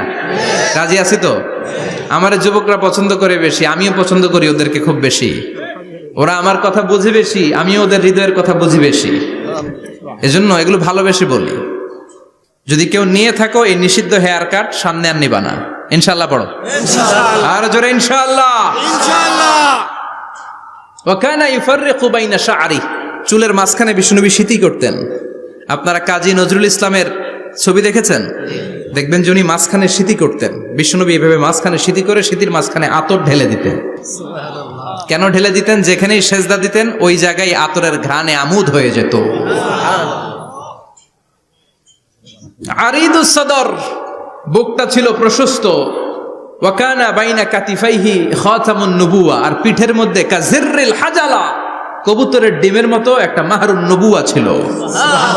উনি যে শেষ নবী, উনি যে প্রফেট, দ্য লাস্ট মেসেঞ্জার, এটা প্রমাণ আল্লাহ সিল মেরা দিছে। বাম দিকের কাঁধে, ডান দিকে না। কোন দিকে? সাহাবারা যারা এটা দেখেছেন তারা বলেছেন যে আমরা দেখেছি এর মধ্যে কিছু চুলও ছিল, একটু লালচে ছিল, একটু উঁচু ছিল। একদিন বিশ্বনবী বললেন, বান্দার কোনো হক আল্লাহ কোনোদিন ছেড়ে দেয় না। আল্লাহর হক আল্লাহ মাফ করে, বান্দার হকের মাফ নাই। যদিও আমি নবী, আমার উপর যদি কোনো হক থাকে বলো, আমি দিয়ে দেব। কোন সাহাবী দাঁড়ায় না। এক সাহাবী দাঁড়িয়ে বলল, নবী, যুদ্ধের ময়দানে চাবুক চালানোর সময়, লাঠি চালানোর সময় এক কাফেরকে মারতে যেয়ে আপনার লাঠির বাড়ি আমার পিঠের মধ্যে পড়েছে। আপনি যেহেতু এই কিসাসটা আদায় করতে চান, আপনার পিঠে আমি লাঠির বাড়ি মেরে এটারে শোধবোধ করে দিতে চাই। সাইয়েদনা ওমরে ফারুক হাতের জামা এরকম পড়তে শুরু করছে, আয় এদিকে আয়, তোরে শোধবোধ করাই। বিশ্বনবী বললেন, ওমর রাখো, এটা বান্দার হক, মিটাতে দাও। বিশ্বনবী বললেন, আসো তুমি এসে আমার পিঠে লাঠি দিয়ে চাবুক দিয়ে বাড়ি মারো। সাহাবী বলে, ও নবী, তখন দুর্ভিক্ষের সময়ের যুদ্ধ ছিল, আমাদের গায়ে জামা ছিল না। যখন আপনি আমার চাবুকটা পিঠের মধ্যে মেরেছেন, আমার পিঠে তখন জামা ছিল না। আপনি যদি যথা নিয়মে কিসাসটা আদায় করতে চান, আপনার জামাটা খুলেন, খালি পিঠের মধ্যে বাড়িটা মারিস। এবার আর ওমরে ফারুককে ধরে কে? এদিকে আয়, তোরে দেখাইতেছি। বিশ্বনবী বললেন, ওমর থামো, মারতে দাও। বিশ্বনবী উনার জুব্বাটা উপরের দিকে উঠালেন, পিঠের মধ্যে বাড়ি দেওয়ার জন্য ওই সাহাবীকে ডাকলেন। ওই সাহাবী বিশ্বনবীকে পিছন দিক থেকে জড়িয়ে ধরে ওই মোহরে নবুয়তের মধ্যে চুমু দিয়ে ফেলেছে। সাহাবী বললেন, নবী গো, এই নাটক করার জন্য আপনি আমারে মাফ করে দিয়েন। আপনি বিশ্বনবী, উদম গায়ে আপনারে দেখা যায় না, খালি গায়ে আপনারে দেখা যায় না। শুনেছি আপনার পিঠের মধ্যে মোহরে নবুয়ত আছে। অনেক দিনের সাধনা, জল্পনা কল্পনা, আপনার মোহরে নবুয়তে আমার ঠোঁটটা আমি লাগাবো। আপনার মোহরে নবুয়তের মধ্যে আমার ঠোঁটটা লাগিয়ে আমার ঠোঁটটারে আমি জাহান্নাম থেকে পরিত্রাণ করাবো। এজন্য প্ল্যান প্রোগ্রাম করে এতক্ষণ আপনার জামাটা খুলতে বলেছি।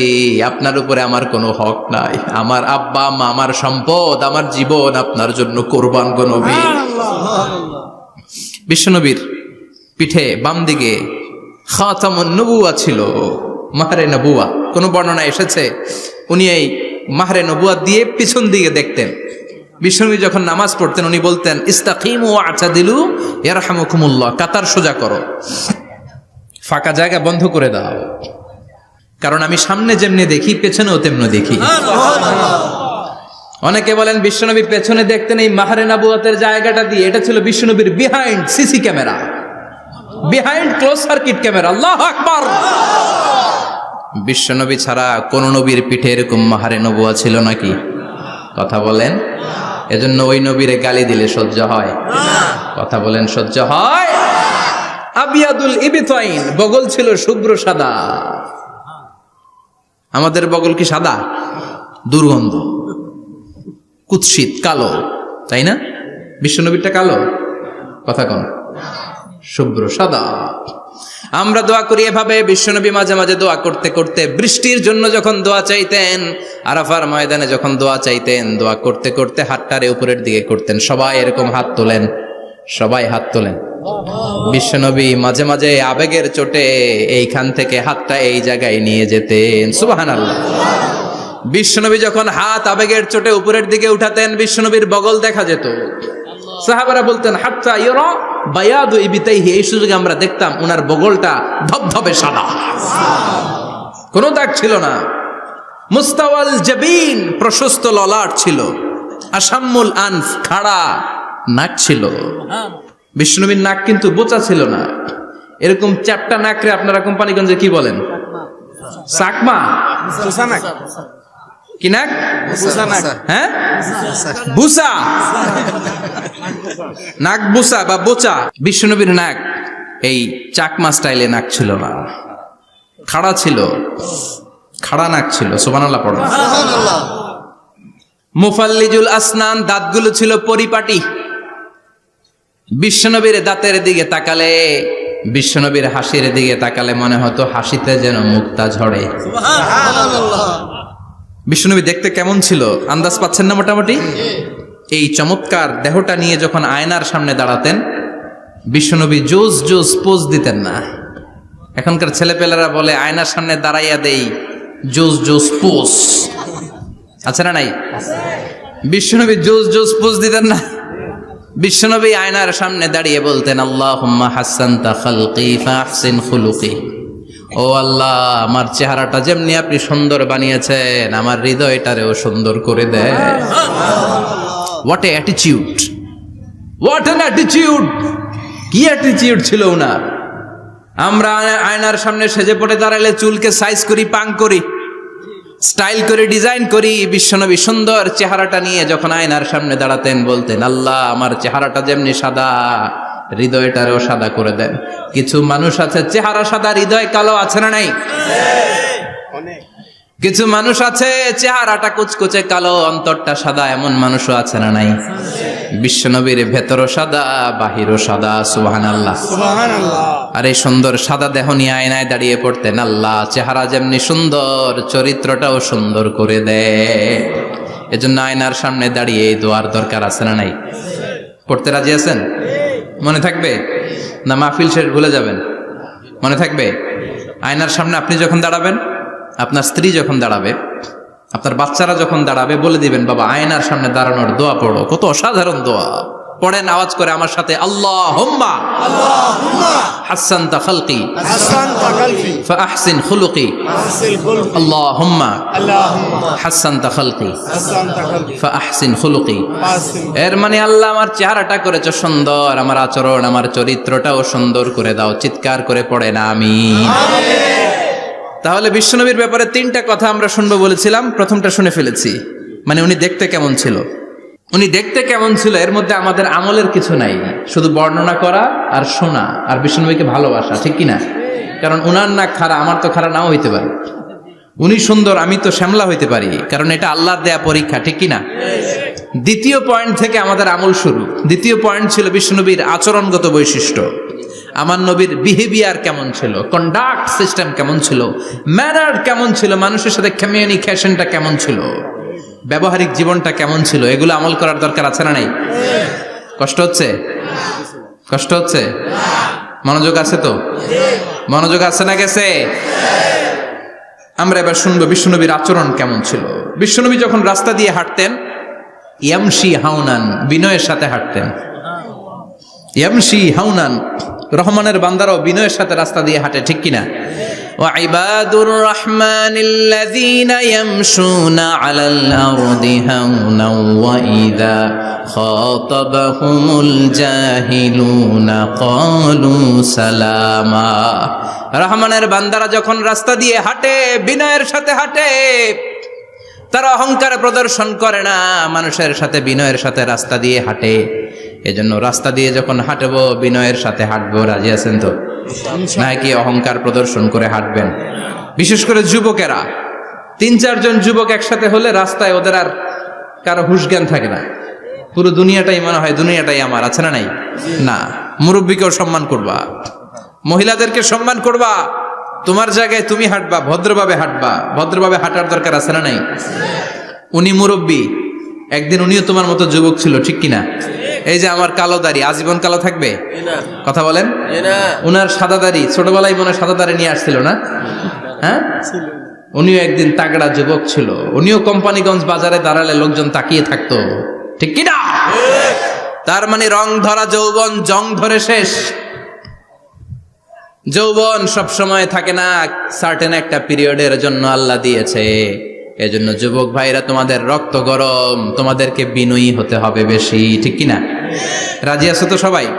বিশ্বনবী বিনয়ের সাথে হাঁটতেন। ওয়াকানা ইয়াতাবাসসাম, সবসময় মুচকি হাসতেন। কি করতেন? মুচকি হাসেন তো আপনারা? হাসেন না? মুচকি হাসবেন, কারণ মুচকি হাসতে পয়সা লাগে না। লাগে? মুচকি হাসি দেন তো একটা।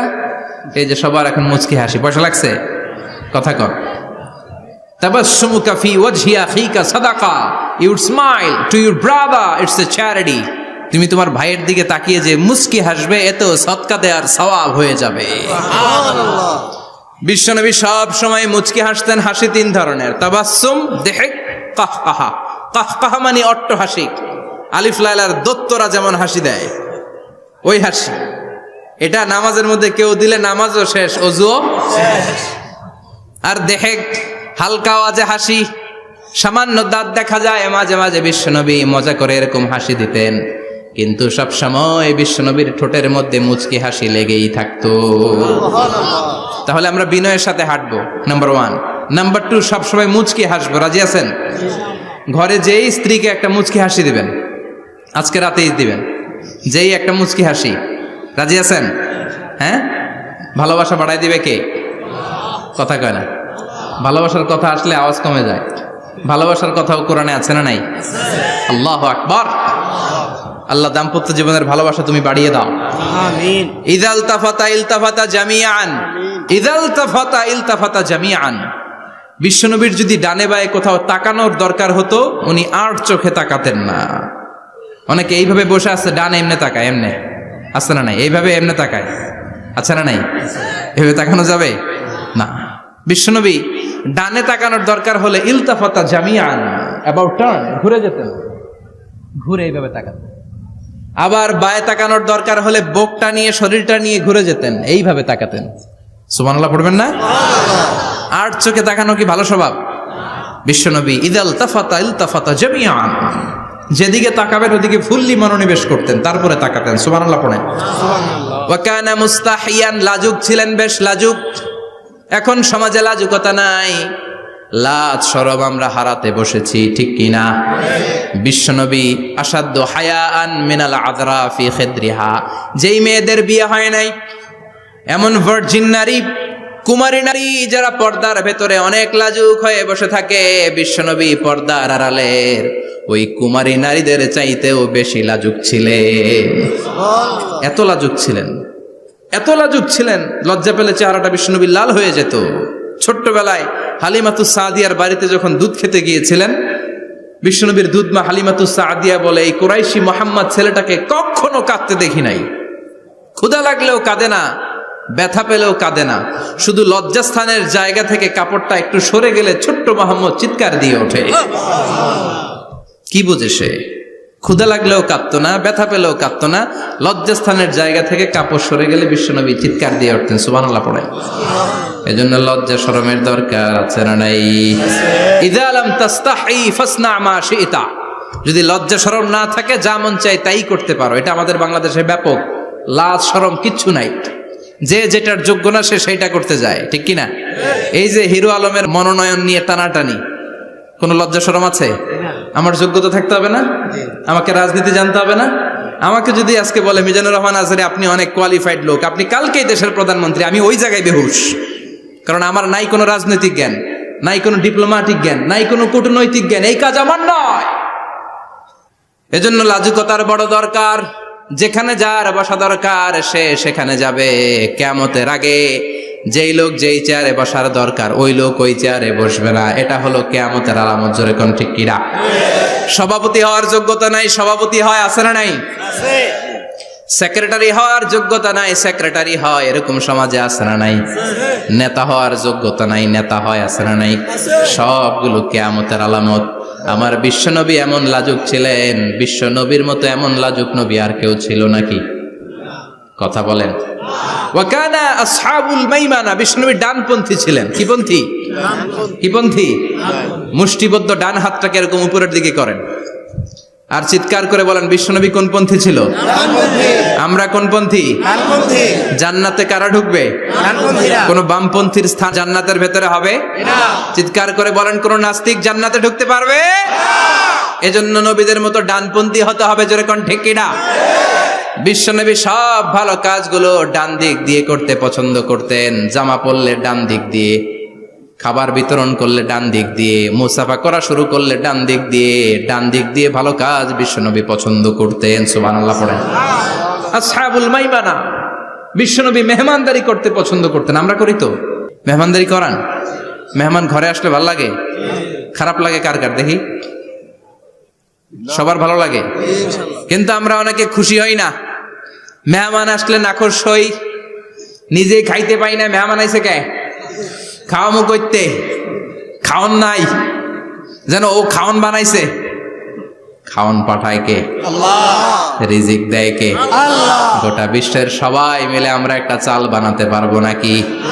ও মিয়া চাইনিজ চাউল না, চাইনিজ ডিম না, ওগুলা সবাই পারে, ঠিক কিনা? আল্লাহর বানানো ন্যাচারাল চাল, গাছের মধ্যে হওয়া যেই চাল, ধান আল্লাহ তৈরি করেছে, এরকম ধান, এরকম একটা পেয়ারা, এরকম ছোট্ট একটা কমলার টুকরা গোটা বিশ্বের সবাই মিলে বানাতে পারে নাকি? এজন্য রিজিকের মালিক কে? মেহমান আপনার রিজিকে ভাগ বসাতে আসে না, সে তো তার রিজিক নিয়ে আসে, সে আরো এসে আপনার রিজিকে বরকত ঢুকিয়ে দিয়ে যায়। চিল্লা এখন ঠিক কিনা? কারণ আমরা বরকতে বিশ্বাসী। বরকত বিশ্বাস করেন? 5 লাখ টাকা মাসে কামায়, ডাইন হাতে বা হাতে, আছে না নাই? হালাল হারাম ইচ্ছা মতো কামায়, মাস শেষে কিচ্ছু থাকে না, এরকম ডাকাইত আছে না নাই? হসপিটালের একটা বিল পরিশোধ করতে 3 লাখ চলে যায়, ঋণের বোঝায় জর্জরিত, রাতে ঘুম নাই, তার মানে বরকত নাই। আরেকজনের বেতন 20,000, কয় হাজার? বাড়ি ভাড়া 6,000, বাজার খরচ 6,000, ছেলে মেয়ের স্কুলের বেতন 6,000, বেড়ায় দান করে আরো 1,000, আরো থাকে। সুবহানাল্লাহ পড়েন।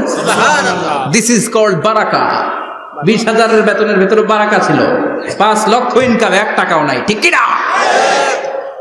এজন্য কোটি টাকার মালিক দেখলে মনে করবেন না অনেক সুখ। এই দুনিয়ার জীবনটা ধোঁকা, মোহাচ্ছন্ন হয়ে আছি আমরা। এটা ধোঁকা, এটা মরিচিকা, এটা চাকচিক্যময় একটা জায়গা। মৃত্যুর পর মনে হবে একটা দুঃস্বপ্ন ঘটেছিল আমার। বিশাল এক জগৎ পড়ে আছে সামনে। দুনিয়াটাই ধোঁকা, দুনিয়াটাই মোহের জায়গা। আমরা সবাই মোহাচ্ছন্ন হয়ে আছি। দুনিয়ার উদাহরণ হলো 3টা লাশ আর 4টা স্বর্ণের টুকরার সমান। 3জন যুবক কাজের জন্য বেরিয়েছে, পথিমধ্যে 4টা স্বর্ণের টুকরা পেয়েছে। যুবক কয়টা? স্বর্ণ পাইছে কয়টা? মহা খুশি, খুশিতে বাকবাকুম। 4টা স্বর্ণের বড় বড় টুকরা পেয়েছে। আমরা আজীবন খেলে বসে খেয়ে যেতে পারবো, কিচ্ছু লাগবে না আমাদের। 3 বন্ধু বলে ভাগ করি, আরেকজন বলে ক্ষুধা লাগছে। একজন যা বাজার থেকে রুটি কিনে নিয়ে আয়, খাওয়ার পরে ভাগ করবো। একজন রুটি কিনতে গেল, শয়তান 2টারে বুঝায়, ওইটারে মারতে পারলে ভাগ বটোয়ারা সহজ হবে। তোরা 2 জন স্বর্ণ 4টা, তুই নিবি 2টা, ও নিবে 2টা। হিসাব সহজ না? 2 বন্ধু প্ল্যান করছে, ওইটারে মাইরা তুই 2টা, আমি 2টা। যেটা রুটি আনতে গেছে প্ল্যান করেছে, রুটির মধ্যে বিষ মিশায় নেই। কি মিশাবো? বিষ। তাহলে বিষ খাওয়া রুটি খেয়ে ওই 2টা সে সব পাবে, আমি পাবো। ভাগাভাগের কিছু নাই, সব যাবে আমার কাছে। 4টা স্বর্ণের টুকরার মালিক আমি। রুটির মধ্যে বিষ মেখে নিয়ে এসেছে। ওই 2 বন্ধু প্ল্যান অনুযায়ী ওইটারে ধরে মেরে ফেলছে। এবার মহা খুশি। এক বন্ধু কয়, এবার তো ভাগ বটর আর কিছু নাই, তুই 2টা, আমি 2টা, আগে খাইয়া লইস। আগে খাওয়ার পরে এই 2টাও নাই। 3টা লাশ, 4টা স্বর্ণের টুকরা। এটাই তো দুনিয়ার জীবন, ঠিক কিনা? আসল জীবন কবর থেকে শুরু হবে, কোন ঠিক কিনা? একদিন মাটির ভেতরে হবে ঘরে মন আমার, কেন বাঁধো দালান ঘরে মন আমার, কেন বাঁধো দালান ঘর, ঠিক কিনা? দুনিয়ার জীবন আসল জীবন না, এটা মরিচিকা, এটা ধোঁকা, এটা মোহ, এটা শয়তানের চাকচিক্য। আসল জীবন কবরের জীবন। আসল জীবন সামনে পড়ে আছে, জন্য বরকতে বিশ্বাস করি আমরা, ঠিক কিনা? ল্যান্ড ক্রুজার দাপিয়ে বেড়ায়, বড় বড় টাওয়ারের মালিক, অনেক সম্পদের মালিক। এটা দেখেই মনে করবেন না অনেক সুখে আছে। ঘরে যেয়ে দেখেন কোনো সুখ নাই, ঠিক কিনা? সাধারণত টাকা যার বেশি, দুঃখ তার বেশি। টাকা যার কম, সুখ তার বেশি। সুবহানাল্লাহ পড়েন। আল কানাআতু মিনাল ইসলাম। এজন্য আমার শ্রমিক ভাইয়েরা, আপনাদের 1 পা জান্নাতে এমনি ঢুকে আছে। নামাজ পড়বেন, মা বাবার খেদমত করবেন, ইসলামের নিয়মগুলো মানবেন, 2য় পাটাও জান্নাতে ঢুকায় দিবে কে? আল্লাহ। আর যারা কোটি কোটি টাকার পাহাড় বানিয়েছে, ওদের হিসাবের ফিরিস্তিও অনেক বড়। বিশাল বাড়ির মালিক, ল্যান্ড ক্রুজার চালায়, সাবরোলেট চালায়, পোরশে, ফারারে, ল্যাম্বরগিনি চালায়, আছে না নাই? ঘরে সুখ নাই, রাতে ঘুম নাই, টেনশন আর টেনশন। 4টা ট্যাবলেট খেয়ে আধা ঘন্টা ঘুমাতে পারে না, এরকম ধনী আছে না নাই? সব ধনীরা আবার এক পাল্লায় মাইপেন না। মাথার ঘাম পায়ে ফেলে যেই ধনী ব্যবসায়ীরা বড়লোক হয়েছে, ওদের ঘরে ঠিকই শান্তি আছে। তার মানে টাকা যার বেশি, ওষুধ তার বেশি, কিচ্ছু খেতে পারে না। দেখবেন ধনীদের খাবারের ডায়েটে থাকে ভেজিটেবলস আইটেম, ঠিক কিনা? এমনি হজম হয় না, আবার ডাক্তারের কাছে গেলে বলে কিচ্ছু খাবেন না, খালি ঘাস খাবেন। কি খাবেন? মানে ভেজিটেবল খাবেন, সবজি খাবেন তো সুস্থ থাকবেন, আছে না নাই? ঘুম নাই, শান্তি নাই। এই যে কোম্পানিগঞ্জ বাজারের যারা কুলি মজুর শ্রমিক, এদের ঘুমে ঝামেলা আছে? কথা বলেন। ধনী পয়সাওয়ালা কোটিপতি, সে ঘুমের ট্যাবলেট খায়। ঘুমের জন্য যে ট্যাবলেট লাগে রিক্সাওয়ালা ওইটাই জানে না, ঠিক কিনা? 1000 কোটি টাকার মালিক হলে বাড়ি কিনা যায়, গাড়ি কিনা যায়, সুখ কিনা যায় না।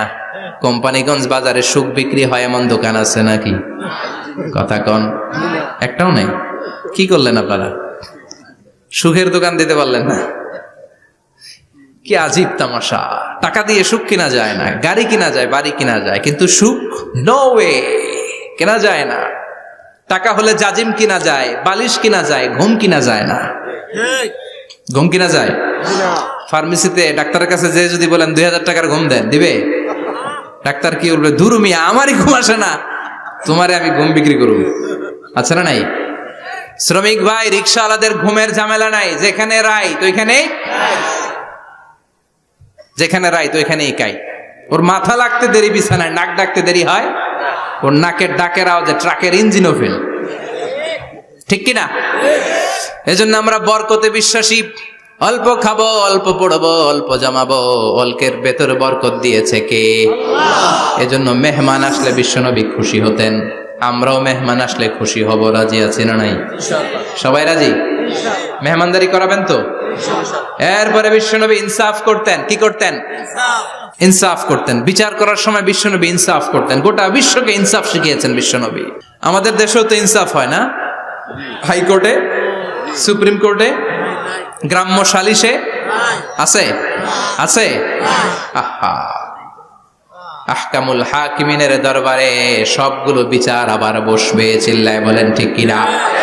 ও মিয়া, দুনিয়াতে বিচারপতি বিচারের রায় দেয়, ওই বিচারপতিরও বিচার আছে না নাই? সবচেয়ে বড় বিচারপতির নাম কি? বিশ্বনবী ইনসাফ করে গোটা বিশ্বকে দেখিয়ে গেলেন কেমন করে বিচার করতে হয়। বিশ্বনবীর কাছে কখনো বিচার আসলে বিশ্বনবী দুই পক্ষের কথা শুনে রায় দিতেন। পড়েন সুবহানাল্লাহ। সব সময় দুই পক্ষের কথা শুনে রায়। এখন কি দুই পক্ষকে সমান প্রিভিলেজ দেয়া হয়? কথা বলেন। কারণ কোরআন দিয়ে বিচার হয় না। কোরআন দিয়ে বিচার হোক আমরা চাই কি চাই না? আমার সংসদ ভবনের ভেতরে কোরআনের আইন দিয়ে সংসদ ভবন কায়েম হোক আমরা চাই কি চাই না? সেনাবাহিনীর ভেতরে দরবার হলগুলোতে যখন আলোচনা বসে কোরআন মাঝখানে থাকবে। চিল্লায় বলেন ঠিক কিনা? দেশের সবগুলো ক্যান্টনমেন্টের ভেতরে কোরআন থাকার দরকার আছে না নাই? সবগুলো আদালতের ভেতরে কোরআন থাকার দরকার আছে না নাই? কোরআনের আইন অনুযায়ী আমার দেশের সব নিয়ম কানুন চলবে আমরা চাই কি চাই না? এই কোরআনের আইনের বিরুদ্ধে যদি কোনো আইন পাশ করা হয় আমরা ওই আইনের বিরুদ্ধে চিৎকার করে বলেন ঠিক কিনা? আমরা এই কোরআনের জন্য সব বাজি রাখতে রাজি আছি। আমরা জীবন বাজি রাখতে রাজি আছি। আমরা দেহের তাজা রক্ত বিলিয়ে দিতে রাজি আছি। জোরে বলেন ঠিক কিনা? কোরআনের জন্য কে কে ময়দানে থাকতে রাজি আছেন? হাত উঁচু করে আল্লাহর দেখা।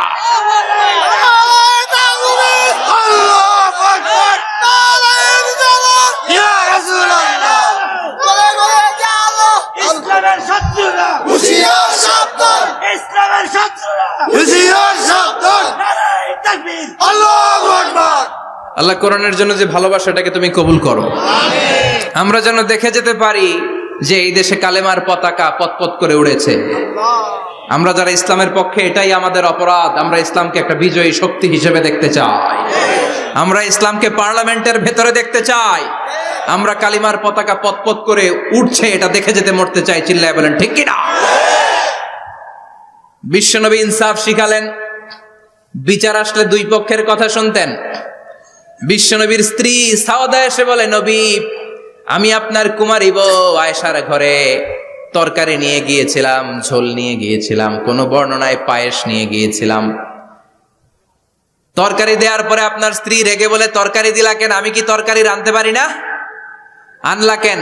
রাগের চোটে তরকারির ঝোল নিয়ে পায়েস নিয়ে আমার গালের মধ্যে মাখিয়ে দিয়েছে আপনার বউ। আপনি তো শ্রেষ্ঠ বিচারক, ও নবী বিচার করে দেন। দুই বউয়ের মধ্যে ঝগড়া আছে না নাই? বিশ্বনবী সাউদার কথা শুনলেন, মা আয়েশাকে ডেকে পাঠালেন। মা আয়েশারে বললেন, ও আয়েশা, আসলে এমনটা করেছো নাকি? মা আয়েশা বলে, নবী, তখন আমার মেজাজটা বড্ড গরম ছিল, রাগের মাথায় ঝোল নিয়ে আমি সাউদার মুখে লাগিয়ে দিয়েছি। আসলে কাজটা ঠিক হয় নাই, আমারে ক্ষমা করেন। বিশ্বনবী দুইজনের কথা শুনে ঠান্ডা হয়ে বসলেন। সুবহানাল্লাহ। একজনের কথা শুনে রায় দেয় নাই, ঠিক কিনা? দুইজনের কথা শুনে বিশ্বনবী বললেন, আমার আদালতের রায় হচ্ছে কিসাস, টিট ফর ট্যাট। যেমন করেছো তেমন, ঘুষি মারলে ঘুষি, গুতা মারলে গুতা, ঠেলা মারলে ঠেলা। আছে না নাই? সাউদাকে যেমনি তুমি পায়েস মাখিয়ে দিয়েছ, সাউদাও পায়েসের বাটি থেকে কিছু পায়েস নিয়ে আয়েশার গালে মাখো। সুবহানাল্লাহ পড়েন। সাউদাও বিশ্বনবীর রায় অনুযায়ী বাটি থেকে পায়েসের ঝোল নিয়ে মা আয়েশার গালের মধ্যে মেখে দিলেন। মা আয়েশা কি আর করবেন, হেসে দিলেন। সাইয়েদাতুনা সাউদাও হাসলেন, বিশ্বনবীও হাসলেন, আরশের উপর থেকে খুশি হয়ে গেল কে? এজন্য কোরআন দিয়ে যদি, কোরআনের নিয়ম দিয়ে যদি, বিশ্বনবীর শেখানো পন্থায় যদি বিচার হয়, ওই বিচারের মধ্যে ইনসাফ থাকবে, জুলুম থাকবে না। ওই বিচারের মধ্যে কোনো স্কাইপি কেলেঙ্কারি হবে না। আমাদের টেলিফোনের ফোনালাপ ফাঁস হয়ে যায়, স্কাইপি ফাঁস হয়ে যায়, অনেক ঝামেলা হয়ে যায়, আছে না নাই? এরপরেও জনগণের চোখ খোলে না। আল্লাহ তুমি চোখ খোলার তৌফিক দাও, সহি সমাজ দান করো, পড়ে না আমিন। বিশ্বনবী ইনসাফ করতেন। বনু মাখজুমিয়া গোত্রের এক মহিলা চুরিতে ধরা পড়ল। কিসে ধরা পড়ল? কথা বলেন।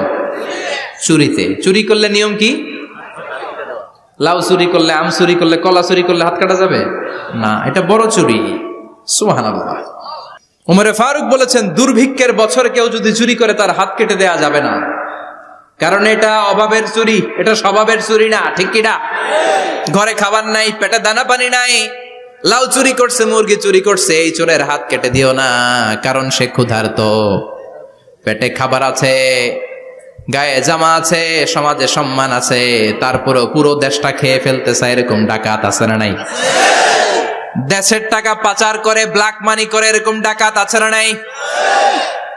ঘুষ খেতে খেতে পেটটা এরকম হাতির মতো মোটা করেছে, এরকম ডাকাত আছে না নাই? দেশের সবকিছু লুণ্ঠন করে, এরকম আছে না নাই? এই ডাকাতদের হাত কাটার মধ্য দিয়ে হাত কাটার প্রোগ্রাম শুরু করতে হবে। এরকম একটা ডাকাতের হাত কেটে যদি দেশের গভর্নমেন্ট বাইতুল মোকাররমে জুমার নামাজের সামনে লাইভ সম্প্রচার করে, সারা বাংলাদেশের 18 কোটি মানুষ যদি দেখে, আর কেউ চুরি করবে? চুরি করার আগে 3 বার লাফ দিবে, যেরকম ঠিক কিনা? বনু মাখজুমিয়া গোত্রের এক নারী চুরিতে ধরা পড়ল। ভেরি প্রেস্টিজিয়াস এন্ড ডিগনিফাইড ফ্যামিলির মেয়ে। এলাকায় সম্ভ্রান্ত কিছু ফ্যামিলি থাকে না, এরকম বড় ফ্যামিলির মেয়ে। সব সাহাবারা বলল, এখন যদি নবী হাত কেটে দেয় মদিনাতে তো মারামারি হবে। ওসামা বিন যায়েদকে বলল, ওসামা তুমি বিশ্বনবীর সবচেয়ে প্রিয় পাত্র, হুব্বু রাসূলিল্লাহ, তুমি যাও বিশ্বনবীরে বলো হাত যেন কেটে না দেয়। ওসামা যে বলে, নবী গো, সব সাহাবারা বলেছে এই মেয়ের হাত কাটলে মদিনায় ঝামেলা হবে, হাত কেটে দিয়েন না। এই কথা শুনে বিশ্বনবীর চেহারাটারে লাল করে দিল কে? বিশ্বনবী বললেন, ওসামা কোত্থেকে এত বড় স্পর্ধা পেলি রে তুই ওসামা? এই আইনটা তো আমি বানাই নাই, আরশের উপর থেকে এই আইনটা নাজিল করেছে কে? আস-সারিকু ওয়াস-সারিকাতু ফাকতাউ আইদিয়াহুমা জাযাআম বিমা কাসাবা নাকালাম মিনাল্লাহ ওয়াল্লাহু আজিজুন হাকীম। সুবহানাল্লাহ পড়েন। If anyone steal something very precious from the society, from house, the government should cut down his right hand. দামি কিছু চুরি করলে গভর্নমেন্ট কাটবে, আমরা কাটতে পারবো? এটা সরকারের কাজ, সরকার ডান হাত কেটে দিবে। ওসামা, এটা আল্লাহর আইন। কেমন করে আল্লাহর আইনে তুমি সুপারিশ করতে আসো? কোন বনু মাখজুমিয়া গোত্রের মেয়ে? ওই মেয়ে তো দূরের কথা, আমার কলিজার টুকরা ফাতেমাও যদি চুরি করে, আমি রামদা নিয়ে ফাতেমার ডান হাতটা এক কোপ দিয়ে কেটে দিতে এক মুহূর্ত দেরি করব না রে ওসামা। জাস্টিস, ইনসাফ শিখে নাও। কেমন করে প্রতিষ্ঠা করেছে বিশ্বনবী, চিৎকার করে বলেন ঠিক কিনা? এগুলো হচ্ছে বিশ্বনবীর অভ্যাস, আচরণ। বিশ্বনবী ধীরস্থির ভাবে কথা বলতেন, তাড়াহুড়ো করতেন না। সাহাবারা বলতেন, বিশ্বনবী যখন কথা বলতেন প্রতিটা শব্দ আলাদা করা যেত, প্রতিটা অক্ষর আলাদা করা যেত। আল্লাহু আকবার। আবার জরুরি কোনো কথা যখন বিশ্বনবী বলতেন, ওইটাকে 3 বার বিশ্বনবী রিপিট করতেন। কয়বার? 3 বার। কারণ জরুরি। কারণ কি? যেন না ভুলে যায়, ভুল যেন না হয়, 3 বার বলতেন। বিশ্বনবী একবার তাকওয়া নিয়ে ওয়াজ করতেছিলেন, আর বলছিলেন, তাকওয়া হা হুনা, হা হুনা, হা হুনা। তাকওয়া এইখানে, এইখানে, এইখানে। কয়বার বললেন? কারণ তাকওয়ার ওয়াজ কি কম গুরুত্বপূর্ণ নাকি বেশি গুরুত্বপূর্ণ? তাকওয়া মানে কার ভয়?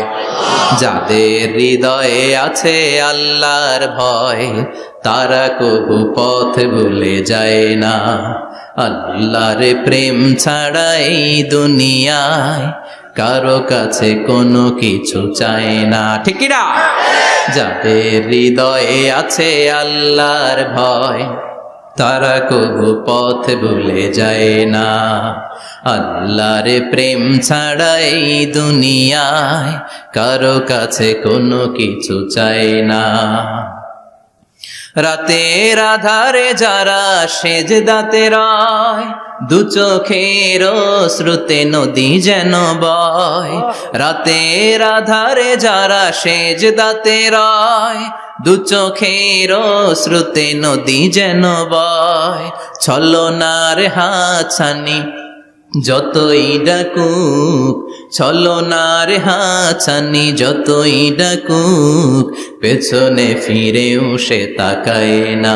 যাদের হৃদয়ে আছে আল্লাহর ভয়, তারা কবু পথ ভুলে যায় না। আল্লাহর প্রেম ছাড়া এই দুনিয়া কারো কাছে কোনো কিছু চায় না। চিৎকার করে বলেন ঠিক কি না? তাকওয়ার ওয়াজ করলেন, তাকওয়া মানে আল্লাহর ভয়। বিষ্ণুই বললেন আর তাকওয়া হা হুনা, তাকওয়া হা হুনা, তাকওয়া হা হুনা। তাকওয়া এই জায়গায়, তাকওয়া এই জায়গায়, তাকওয়া এই জায়গায়। যেহেতু এটা গুরুত্বপূর্ণ, বিষ্ণুনবী 3 বার ইঙ্গিত করে বলেছেন। সুবহানাল্লাহ। বিষ্ণুনবী বলেন না তাকওয়া হা হুনা, তাকওয়া এইটা। বলেন না তাকওয়া হা হুনা, তাকওয়া এইটা। বলেন না তাকওয়া হা হুনা, তাকওয়া এইটা। জুব্বায় তাকওয়া, দাড়িতে তাকওয়া, টুপিতে তাকওয়া বলে নাই। তাকওয়ার আসল জায়গা হলো হৃদয়। এজন্য যাদের হৃদয়ে আল্লাহর ভয় আছে, তারা কোনোদিন পথ হারাতে পারে।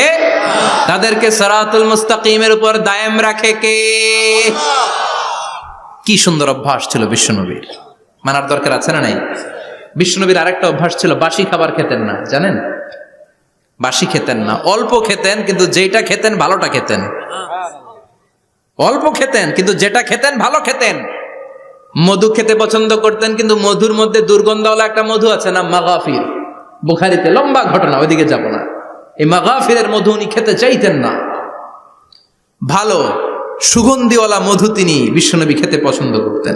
বিশ্বনবীর খাবারের তালিকায় সবচেয়ে পছন্দনীয় তালিকায় ছিল এই মধু। মধু খেতেন, দুধ খেতেন, খেজুর খেতেন, জব খেতেন, বার্লি খেতেন, ছাগলের বাজুর মাংস খেতে পছন্দ করতেন, সিনার মাংস। সুবহানাল্লাহ কইবেন না? What a choice! কি চয়েস ছিল বিশ্বনবীর! বাজুর মাংস খেতেন। বিশ্বনবী লাউ খেতে পছন্দ করতেন, লাউ। রুম্মান ফল খেতে পছন্দ করতেন, রুম্মান মানে ডালিম। রুম্মান মানে কি? ডালিম খেতে পছন্দ করতেন। মাশরুম খেতে পছন্দ করতেন। সুবহানাল্লাহ পড়েন। মাশরুমের স্যুপ পাওয়া যায় না রেস্টুরেন্টে? বিশ্বনবী বলতেন আল কামআতু মিনাল মান্নি ওয়া মাউহা শিফাউন লিল আইন। এই কামআ মানে মাশরুম, ব্যাঙের ছাতা, এটা হলো মান্না সালোয়ার মতো দামি খাবার। আর এই মাশরুমের স্যুপ চোখের জন্য মহৌষধ। যাদের রাত কানা দিন কানা আছে, মাশরুমের স্যুপ খান, চোখ ভালো করে দিবে কে? এজন্য বিশ্বনবী যেগুলো খেত, এগুলো খাওয়ার দরকার আছে না নাই? বিশ্বনবীর যে সুন্দর চরিত্র ছিল, আচরণ ছিল, এগুলো পালনের দরকার আছে না নাই? তাহলে বিশ্বনবীর 3টা কথা বলবো বলেছিলাম। প্রথম কথা ছিল দেখতে কেমন ছিল। অনেক কথা, এত বলা যাবে না, সংক্ষেপে বললাম যে বিশ্বনবীর আচরণ কেমন ছিল। এখন শুনবো, শেষ কথা বলে যাই, বিশ্বনবীর ইন্টেলেকচুয়াল পাওয়ার কেমন ছিল, ওনার বুদ্ধিমত্তা কেমন ছিল। Hour beloved prophet Muhammad, the last Messenger, was a very good mediator. বিশ্বনবী ভালো মিডিয়েটর ছিলেন। বিশ্বনবী ভালো মধ্যস্থতাকারী ছিলেন। ঝগড়া লাগলে মিলাই দিতে পারতেন, চমৎকার। সুবহানাল্লাহ। বাড়িতে যায়া জিমায় পড়ছেন? কষ্ট হচ্ছে? আর কয়েক মিনিট পড়বো, একটা তাকবীর দেন, লিল্লাহি তাকবীর। হি ওয়াজ এ ভেরি গুড মিডিয়েটর। মধ্যস্থতাকারী ব্যক্তিত্ব ছিলেন। স্বামী স্ত্রীর মধ্যে ঝগড়া লাগলে মিলাইয়া দিতেন। বন্ধু বন্ধু ঝগড়া মিলাইয়া দিতেন। সমাজে সমাজে মারামারি মিলাইয়া দিতেন। মক্কা থেকে মদিনায় যখন গেলেন, মদিনায় 120 বছরের একটা যুদ্ধ চলছিল, কেউ যুদ্ধটা থামাতে পারে না। বিশ্বনবী 7 দিনের ব্যবধানে যুদ্ধ থামিয়ে দিলে। Intellectual capacity, very good mediator. এজন্য বিশ্বনবীর উম্মত যারা, তাদের অভ্যাস হবে ঝগড়া লাগায় দেওয়া যাবে না, মিলায় দিতে হবে, ঠিক কিনা? আমরা যদি ঝগড়া দেখি দূর থেকে আরো লাগায় দিতে চাই, আছে না নাই? কোম্পানিগঞ্জ বাজারে ঝগড়া, কয় লাগুক আরো লাগুক, ধরবি না, থামাবি না। দূর থেকে মজা দেখি, মজাই লাগে, এরকম ডাকাইত আছে না নাই? আগুন লাগলে পানি দিয়ে নেবায়, অনেকে তেল ঢালে, আছে না নাই? কি করবেন? মিলিয়ে দিবেন। আপনার মর্যাদা বাড়িয়ে দিবে কে? আল্লাহ। বিশ্বনবী ভেরি গুড মিডিয়েটর ছিলেন। বিশ্বনবী লজিক্যাল এবং রেশনাল ছিলেন, বুদ্ধিমত্তাকে কাজে লাগাতেন। এক সাহাবী এসে বলে, নবী ইযান লি বিজিনা, আমারে জিনার অনুমতি দেন। কিসের অনুমতি? কার কাছে অনুমতি চাইলো? অন্যান্য সাহাবারা এই যুবক ছেলেটাকে ধমকাতে লাগলো, বসো, এই মিয়া বসো, বিশ্বনবীর কাছে কি কথা বলে এগুলা? ওই যুবক বসে রইল। বিশ্বনবী কাজ সারালেন, এরপর বললেন, আইনাস শাবাব, ওই যুবকটা কোথায়, এদিকে আসো, কি চাইছো বলো। কয়, বিশ্বনবী আপনি আমারে জিনা করার অনুমতি দেন। বিশ্বনবী যুবকটারে কাছে ডেকে আনলেন, বললেন, ও যুবক, তোমার ঘরে বোন আছে কিনা? কয় আছে। তোমার বোনের সাথে কোনো পুরুষ জিনা করুক, তোমার কেমন লাগবে? সে বলে, আমি এই পুরুষটারে হত্যা করব। হত্যা করবা? ওকে, ডান। তোমার ঘরে মা আছে কিনা? আছে। তোমার মায়ের সাথে পর পুরুষ জিনা করবে, কেমন লাগবে? কয়, আমি সাইজ করবো ওরে। তোমার ঘরে স্ত্রী আছে কিনা? আছে। তোমার স্ত্রীর সাথে যদি কেউ জিনা করে কেমন লাগবে? বলে, আমি তারে ছাড়বো না। বিশ্বনবী বললেন, তাহলে যেই মহিলার সাথে তুমি জিনা করবা সেও তো কারো বোন, সেও তো কারো স্ত্রী, সেও তো কারো মা, ঠিক কিনা? সুবহানাল্লাহ, হোয়াট অ্যান ইন্টেলেকচুয়াল ক্যাপাসিটি। যুবক বলে, তাই তো, এইভাবে তো ভাবি নাই। আমি যার সাথে পাপ কর্ম করব সেও তো কারো বোন হবে, সেও তো কারো মা হবে, সেও তো কারো স্ত্রী হবে। ও নবী, আপনি আমারে মাফ করে দেন, আমার জন্য দোয়া করে দেন যেন তাকওয়ার উপর জীবন প্রতিষ্ঠা করতে পারি। লজিক্যালি জিনিসকে সলভ করার চেষ্টা করতেন। মুআয ইবনে জাবালকে বিশ্বনবী সাল্লাল্লাহু আলাইহি ওয়াসাল্লাম ইমাম বানিয়ে পাঠালেন। উনি ইমামতি করতে গেলেন এক মসজিদে। মাগরিবের সালাতে উনি লম্বা কেরাত ধরলেন। এশার নামাজ শুরু করলেন সূরা বাকারা দিয়ে, কোরআনের সবচেয়ে ছোট সূরা। হ্যাঁ, বড়? কত বড়? বিশাল বড়। এখন ওই এলাকার মুসল্লিরা ছিল কৃষক মুসল্লি। এক কৃষক মুসল্লি সাহাবী নামাজের পেছনে দাঁড়ালেন, দেখলেন বাকারা দিয়ে ধরছে, কেরাত শেষ হয় না, আর দাঁড়িয়ে থাকতে পারে না, পায়ে ব্যথা করে, পিঠে ব্যথা করে। কিছুক্ষণ পর রেগে মেগে নামাজ ছেড়ে দিয়ে বারান্দায় নামাজ পড়ে বিশ্বনবীর কাছে বিচার দিতে গেলেন। যে বললেন, নবী এমন ইমাম পাঠাইছেন এশা পরে বাকারা দিয়া। বিশ্বনবীকে সর্বনাশ, মুআয তো ভেজাল লাগাই ফেলতেছে। ডেকে পাঠালেন, সহিহ বুখারীর বর্ণনা। বিশ্বনবী বললেন, মুআয, হোয়াট আর ইউ ডুইং দেয়ার? কি করছো তুমি সেখানে? আফাতানুন আনতা ইয়া মুআয, ও মুআয, তুমি কি ফিতনা বাজাও নাকি? তুমি কি ফিতনা ছড়াচ্ছ নাকি? খেটে খাওয়া মানুষ, কৃষক মানুষ, মাঝারি সাইজের কত সুন্দর সূরা আছে, ওয়াদ-দুহা ওয়াল-লাইলি ইযা সাজা, আল কারিআতু মাল কারিআ, আসনা নাই, আলহাকুমুত তাকাসুর, আসনা নাই। এগুলো দিয়ে না পড়ে বড় বড় সূরাতুল্লাহ কেন্দ্রে মুআয, আফাতানুন আনতা ইয়া মুআয, তোমারে কি আমি অ্যাপয়েন্টমেন্ট দিছি তুমি ফিতনা বাজাবা? খবরদার মুআয, ইয়াসসিরু ওয়ালা তুআসসিরু, ইসলামকে মানুষের কাছে সহজ করে উপস্থাপন করবা। বাশশিরু ওয়ালা তুনাফফিরু, ইসলামকে এমন ভাবে উপস্থাপন করবা না যে তোমার কথা শুনে মানুষ দিন থেকে ভেগে ভেগে যায়। তাহলে এই দায়ভার ইসলামের নয়, এই দায়ভার বর্তাবে তোমার কাঁধের উপর। চিৎকার করে বলেন ঠিক কিনা? আমাদের মধ্যে অনেকে ইসলামকে অনেক কঠিন করে ফেলে, মানুষকে আশার বাণী শোনায় না। কয়, এমনি না পড়লে আপনার বাদ, আপনি বেদাত করছেন, আপনি শিরক করছেন, আপনার কিচ্ছু হবে না। যারে বলে কিচ্ছু হবে না, সে বলে আমার যেহেতু কিচ্ছু হবে না, তোর কথা শোনার আমার দরকার নাই। যে আমারে আশার বাণী শোনায় আমি তার কাছে যাই, ঠিক কি না? এজন্য সহি ইসলাম আপনি প্রচার করবেন, but your approach should be very flexible. 100 বছর যেটা চালু আছে আপনি একদিনে উঠিয়ে দিতে পারবেন? It's not a logical approach. বিশ্বনবীর অ্যাপ্রোচ, বিশ্বনবীর রেশনাল ক্যাপাসিটি এমনটা ছিল না। সহজভাবে বুঝাবেন। আদ-দীন ইউসরুন লা উসরা ফি, দিনটা হলো সহজ, দিনের মধ্যে কাঠিন্যতা নাই। সুবহানাল্লাহ, কি ক্যাপাসিটি! আমি যেমনি আপনাদেরকে নিয়ে বসে ওয়াজ করতেছি, বিশ্বনবী ওয়াজ করতেন, তবে সংক্ষিপ্ত ওয়াজ। আমরা আধা ঘন্টা করে যদি রাখতে চাই, হুজুর আরো আধা ঘন্টা করেন। তো আরো আধ ঘন্টা করে যদি শেষ করতে চাই হুজুর আর 10 মিনিট করেন। হুজুর ওয়াজ অনেক টেস্ট লাগে, হুজুর নামাজ টেস্ট লাগে না। আচ্ছা না নাই, ওয়াজ ভাল লাগে, নামাজ ভাল লাগে না, কিন্তু বিশ্বনবীর ওয়াজ ছিল সংক্ষিপ্ত। আর বিশ্বনবী বলতেন, one of the minor sign before the day of judgement, your lecture will be longer, your সালাত উইল বি শর্টার। কিয়ামতের আগে তোমাদের লেকচার, ইসলামী লেকচার লম্বা হবে, নামাজ হয়ে যাবে সংক্ষিপ্ত। এই আলামত সমাজে আছে না নাই? বিশ্বনবী সংক্ষিপ্ত কথা বলতেন, আর ওনার বুদ্ধিবৃত্তিক ক্যাপাসিটি কাজে লাগিয়ে তিনি বুঝাতেন। হাত দিয়ে ইঙ্গিত করতেন, আঙ্গুলের বিভিন্ন ব্যবহার সমাজে আছে না নাই? এরকম করলে এটারা লাইক বলে না, এরকম করলে বলে ডিসলাইক। আবার ক্রিকেটে এরকম করলে কয় ছক্কা, আবার একটা উড়াইলে কয় তুই যা। একটা মানে কি? আবার বিজয় দেখায় কেমনে? কথা কন, ভিক্টরি। আছে না নাই? বিশ্বনবীও এটাকে মডার্ন টিচিং মেথডোলজি বলে। আধুনিক শিক্ষা পদ্ধতিতে এখন দেখবেন যে আগে ব্ল্যাক বোর্ডে লিখতো, এখন হোয়াইট বোর্ডে লিখে মার্কার দিয়ে। আগে বই থেকে বুঝাতো, এখন ভিজুয়ালাইজ করে, ভিডিও দেখিয়ে শেখানো হয়, ঠিক কি না? বিশ্বনবী এটা করতেন। বিশ্বনবী একবার কিয়ামতের ওয়াজ করছেন, দুইটা আঙ্গুলকে এরকম করে বললেন, আনা বুইসতু আনা ওয়াসসাআতু কাহাতাইন। এই দুইটা আঙ্গুল যেমনি কাছাকাছি, আমি এবং কিয়ামত এরকম কাছাকাছি নাজিল হয়েছি। আমি এবং কিয়ামত এরকম কাছাকাছি। বুইসতু আনা ওয়াসসাআতু কাহাতাইন।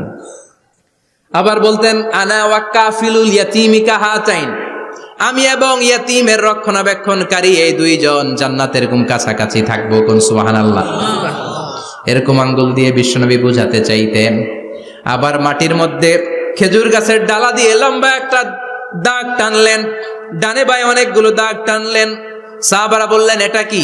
বিশ্বনবী বললেন, এই যে দাগটা দেখলা, এই দাগটার নাম হলো সিরাতুল মুস্তাকিম। চিল্লায় বলেন, এই দাগটার নাম কি? সিরাতুল মুস্তাকিম। আর ডানে বায়ে ছোট ছোট যে দাগগুলো দিলাম, এগুলো হলো সুবুলুশ শায়তান, শয়তানের রাস্তা। সিরাতুল মুস্তাকিমে উঠলে শয়তানের রাস্তা থেকে অনেক হাতছানি, আছে না নাই? ডানে বায়ে তাকানো যাবে না। সিরাতুল মুস্তাকিমে যে তুমি উঠেছ, চলতে থাকে বা চলা শুরু হলো দুনিয়াতে, শেষ হয়ে যাবে জান্নাতে। সুবহানাল্লাহ। বিশ্বনবী মাঝে মাঝে বুঝানোর জন্য প্রশ্ন করতেন, কারণ প্রশ্ন ছুড়ে দিলে মানুষের মধ্যে জানার আগ্রহ বাড়ে না কমে? কথা বলেন। আমি যদি একটা প্রশ্ন করি আর বললাম উত্তর দেন, কেউ পারতেছেন, একটু ঠেকা ঠেকা ভাব, ঠেকে যাচ্ছেন, তখন হুট করে উত্তরটা বললে এটার জীবনে ভুলবেন না, ভুলবেন? কারণ ওই যে ঠেকছেন, শিখছো কোথায়? ঠেকছি যেথায়, ঠিক কি না? বিশ্বনবী প্রশ্ন করতেন। বিশ্বনবীর এই প্রশ্নটা বলে শেষ করছি। বিশ্বনবী সাহাবাদের মাঝখানে ওয়াজ করতেছেন আর বলতেছেন, ইন্না মিনা শাজারি শাজারা লা ইয়াসকুতু ওয়ারাকুহা মাসালুহু কামাসালিল মুসলিম। বললেন, আমাদের এই ভূখণ্ডে এমন একটা গাছ আছে, যেই গাছের পাতা ঝরে না। এই গাছের দৃষ্টান্ত মুমিনের দৃষ্টান্তের মতো। বলো তো গাছটা কি? কে জানো? কেউ কথা কয় না। কি গাছ? কি গাছ? কেউ কথা কয় না, কেউ বলতে পারে না। কেউ বলে শাজারাতুল বাওয়াদি, ওই ক্যাকটাস গাছ, পাহাড়ি গাছ, ওই গাছ, সেই গাছ। কেউ বলতে পারে নাই। বিশ্বনবী বললেন, কেউ পারো নাই? সঠিকটা শুনে নাও, ইন্নাহা নাখলা, এটা খেজুর গাছ। সুবহানাল্লাহ পড়েন। সাহাবীরা ভাবছে এটা তো ঘরের পাশে আছে, এটা মনে কয় নাই। সব ঘরের চিপায় আরব দেশে খেজুর গাছ, সাহাবারা ভাবছে এটা তো ঘরের গাছ, এটা মনে হয় জিজ্ঞেস করে না, এজন্য দূরে দূরে চিন্তা করছে। কোন সুবহানাল্লাহ। সব সাহাবীরা বাড়িতে ফিরে গেলেন। ওমরে ফারুক, ওনার ছেলে আব্দুল্লাহ ইবনে ওমরও গেল।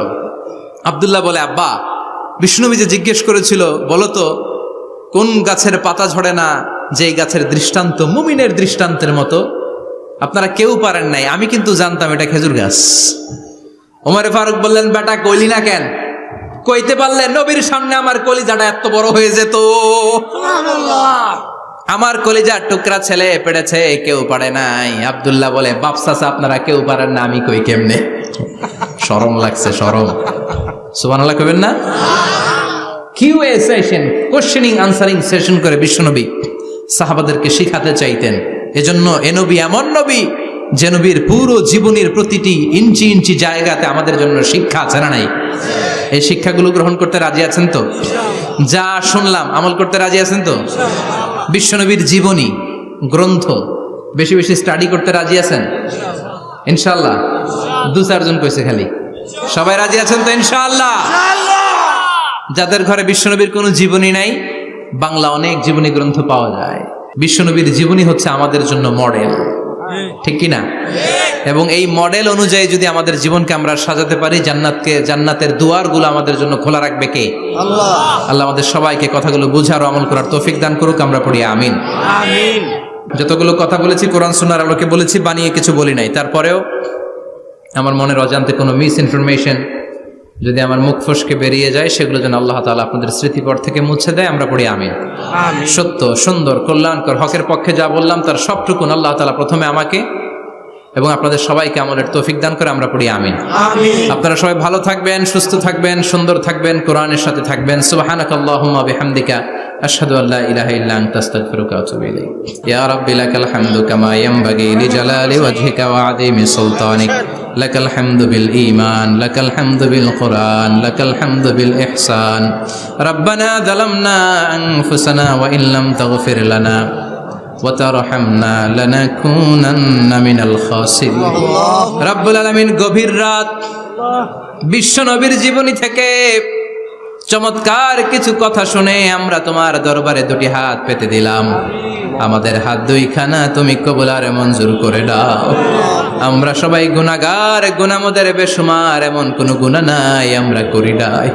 রব্বুল আলামিন তোমার কাছে ক্ষমা চাই, আমাদের সবাইকে তুমি মাফ করে দাও। আব্বা আম্মা, দাদা দাদি, নানা নানি, চাচা চাচি, খালা খালু, মামা মামি, পাড়া প্রতিবেশী, দেশি কেশি সবাইকে মাফ করে দাও।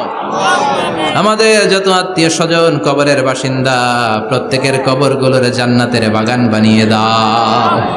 রব্বুল আলামিন আজকের এই কোম্পানিগঞ্জের বাজারের মধ্যে আমার শ্রমিক ভাইয়েরা সারাটা দিন খাটাখাটুনি করে তোমার এই কোরআনের বাগানটারে সফল করেছে। আল্লাহ, টাকা দিয়ে, পয়সা দিয়ে, বুদ্ধি দিয়ে, পরামর্শ দিয়ে যারা আজকে এই কোরআনের বাগানকে সফল করলো, কিয়ামতের দিন কঠিন মুসিবতের কালে আজকের এই মাহফিলটারে তুমি আমাদের নাজাতের ওসিলা বানিয়ে দাও। এলাকার প্রতিটা ফ্যামিলিকে তুমি জান্নাতি ফ্যামিলি হিসেবে কবুল করে নাও। আমাদের ছেলে মেয়েগুলোরে তুমি মানুষের মতো মানুষ বানাও। আমাদের সংসারের সুখ শান্তি তুমি বাড়িয়ে দাও। 5 ওয়াক্ত সালাত যেন জামাতের সাথে আদায় করতে পারি তৌফিক দাও। প্রতিদিন কোরআন যেন অধ্যয়ন করতে পারি তৌফিক দাও। বিশ্ব নবীর জীবনী গ্রন্থ পড়ে পড়ে জীবনটা যেন আলোকিত করতে পারি তৌফিক দাও।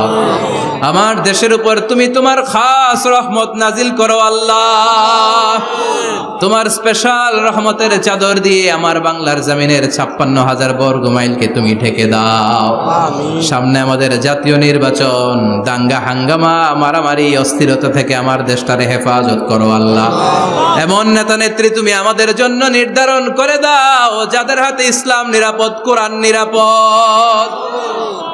কোরআনের পক্ষে কথা বলতে যে যারা জুলুমের শিকার, আল্লাহ তুমি তাদেরকে হেফাজত করো। তুমি ধৈর্য ধারণ করার তৌফিক দাও। রব্বুল আলামিন কতদিনের হায়াত নিয়ে, সময় নিয়ে ক্ষণিকের দুনিয়ার বুকে বসে আছি আমরা জানি না। যতদিন বাঁচবো তোমার গোলামের মতো বাঁচার তৌফিক দাও। রব্বুল আলামিন যতদিন বাঁচবো হকের পক্ষে কথা বলার তৌফিক দাও।